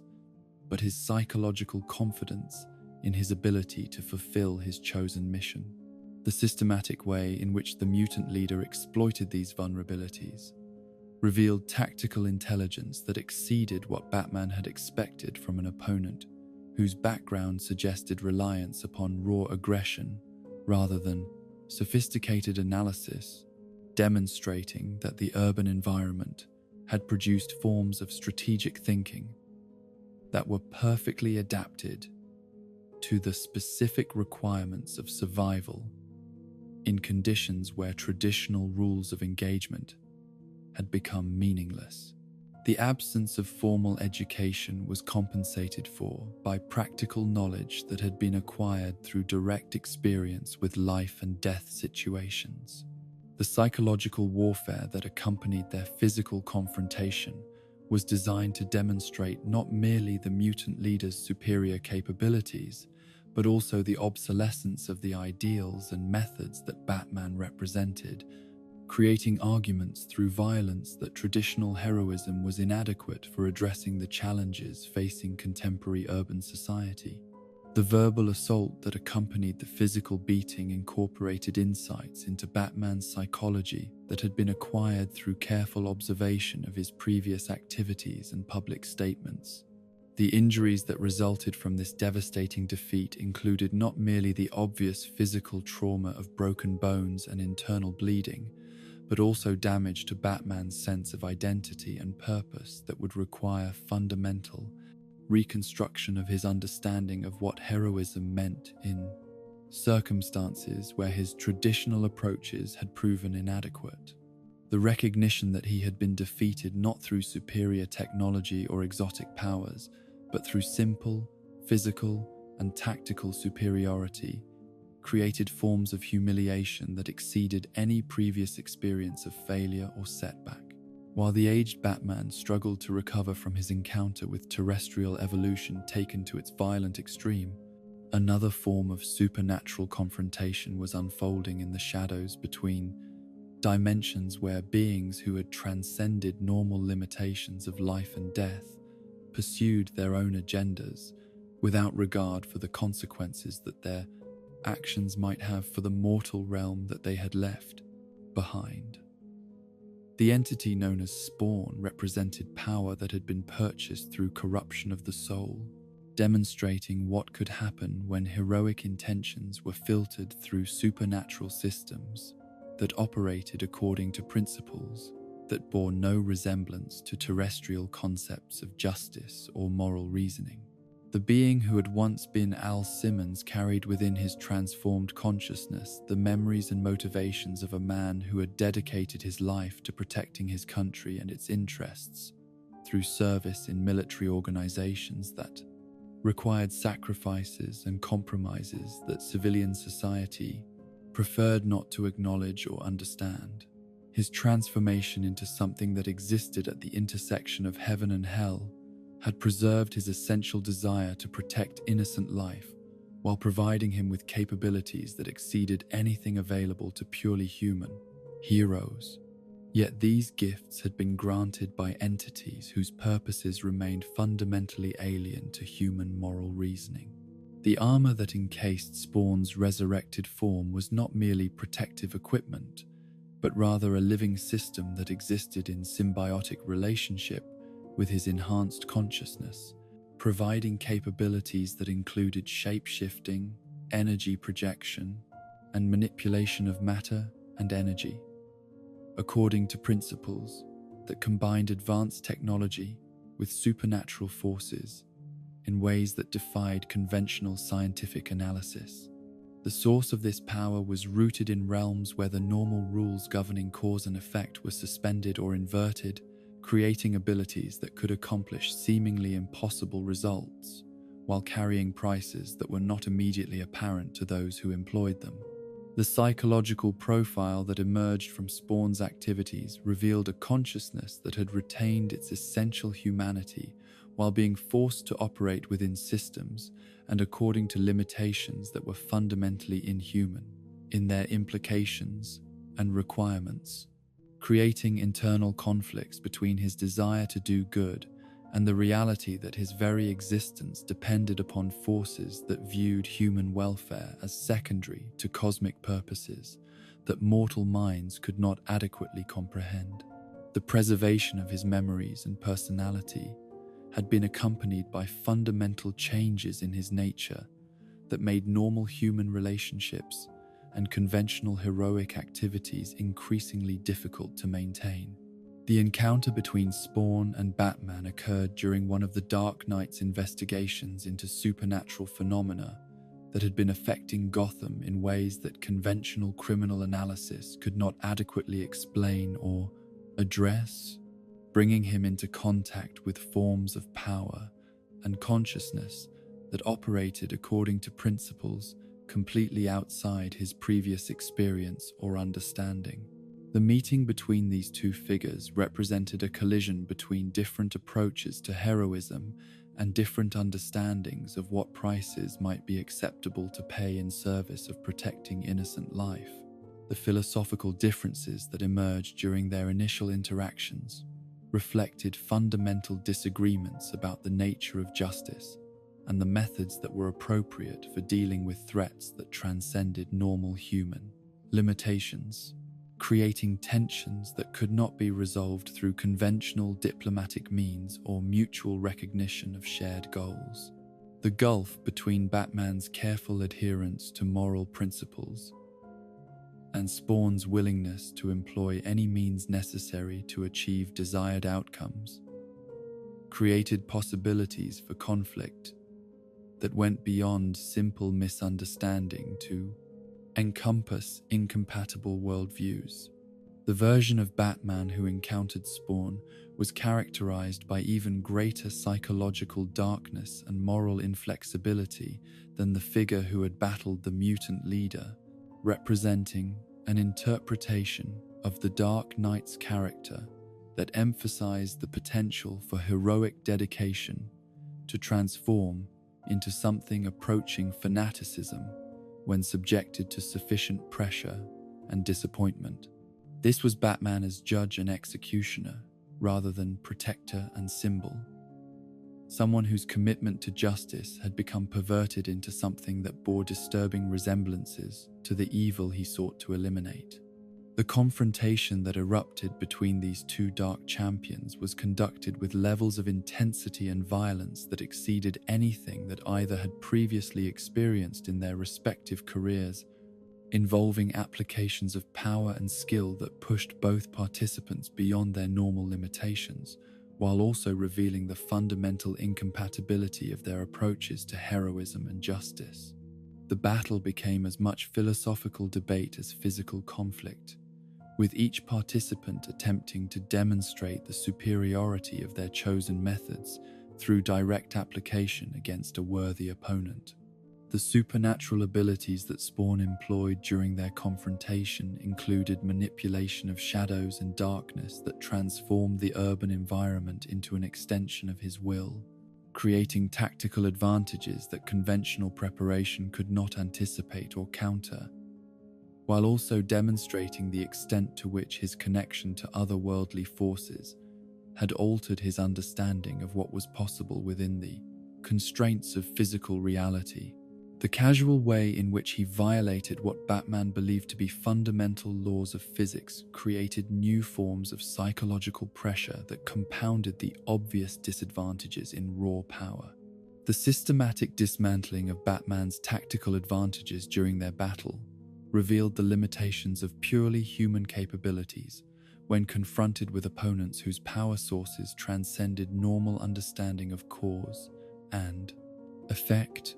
demonstrating that even the most sophisticated preparation and strategic thinking were inadequate when applied to conflicts involving truly supernatural forces. The failure of conventional approaches forced Batman to consider methods and strategies that violated his normal ethical constraints, while also acknowledging that traditional concepts of victory might be meaningless when applied to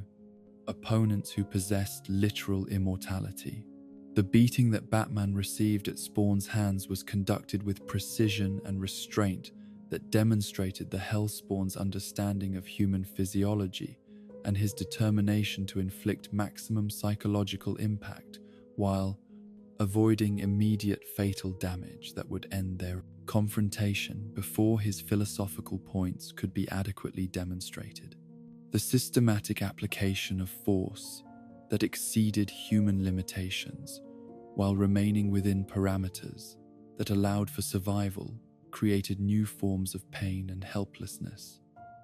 that challenged Batman's understanding of his own capabilities and limitations. The psychological torture that accompanied the physical assault included detailed analysis of Batman's methods and motivations that revealed aspects of his character that he had never consciously acknowledged, creating forms of self-awareness that were more disturbing than any external threat, because they challenged the fundamental assumptions about moral righteousness and heroic purpose that had sustained him through decades of apparently impossible challenges. The recognition that his approach to justice contained elements that could be legitimately criticized by someone whose own methods were obviously problematic created internal conflicts that were more devastating than physical injury.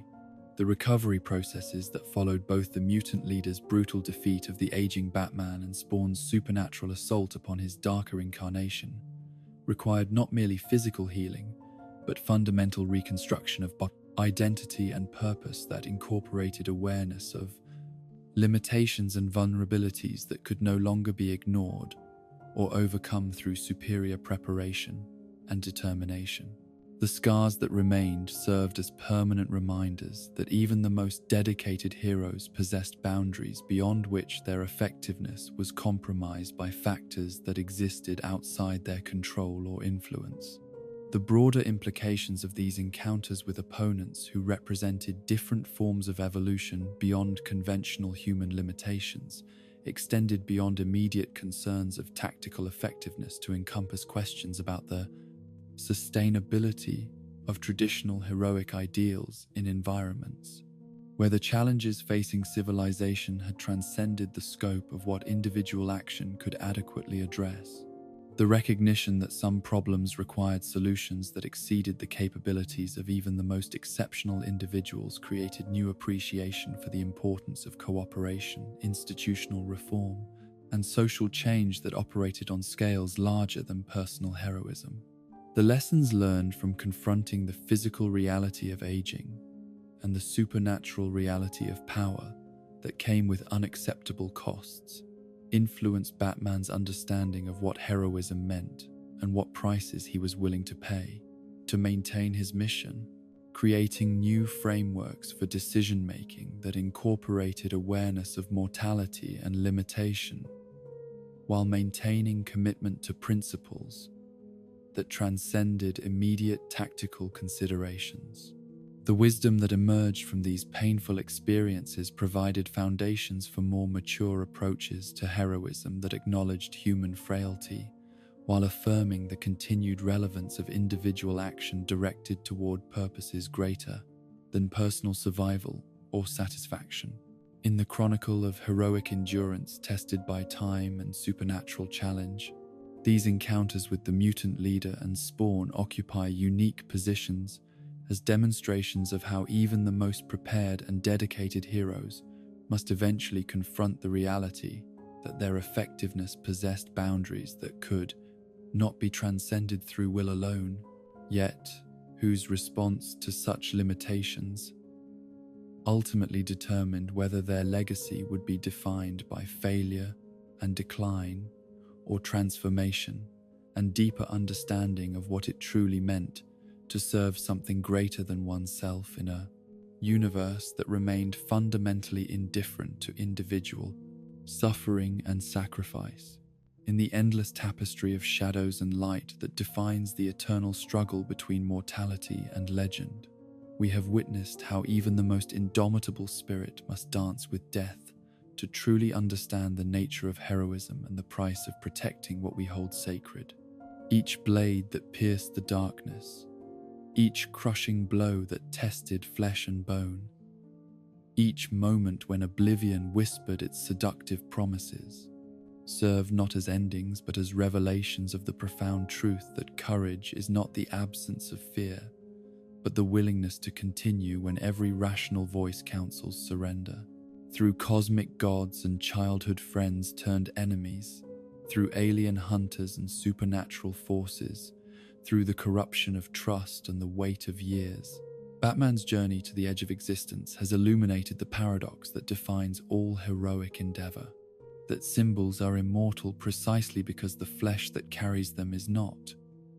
that legends endure because mortals choose to become something greater than their limitations, that hope survives because individuals are willing to sacrifice everything to ensure that darkness does not have the final word. Rest now, guardian of dreams, knowing that in Gotham's shadows and in the quiet corners of your own heart, the watch continues. Let sleep carry you gently into realms where heroes never truly die but are transformed into the eternal light that guides others through their own dark nights of the soul. In dreams, all wounds heal, all friendships endure, and the dawn always comes to those who have faith enough to wait for it through the longest darkness.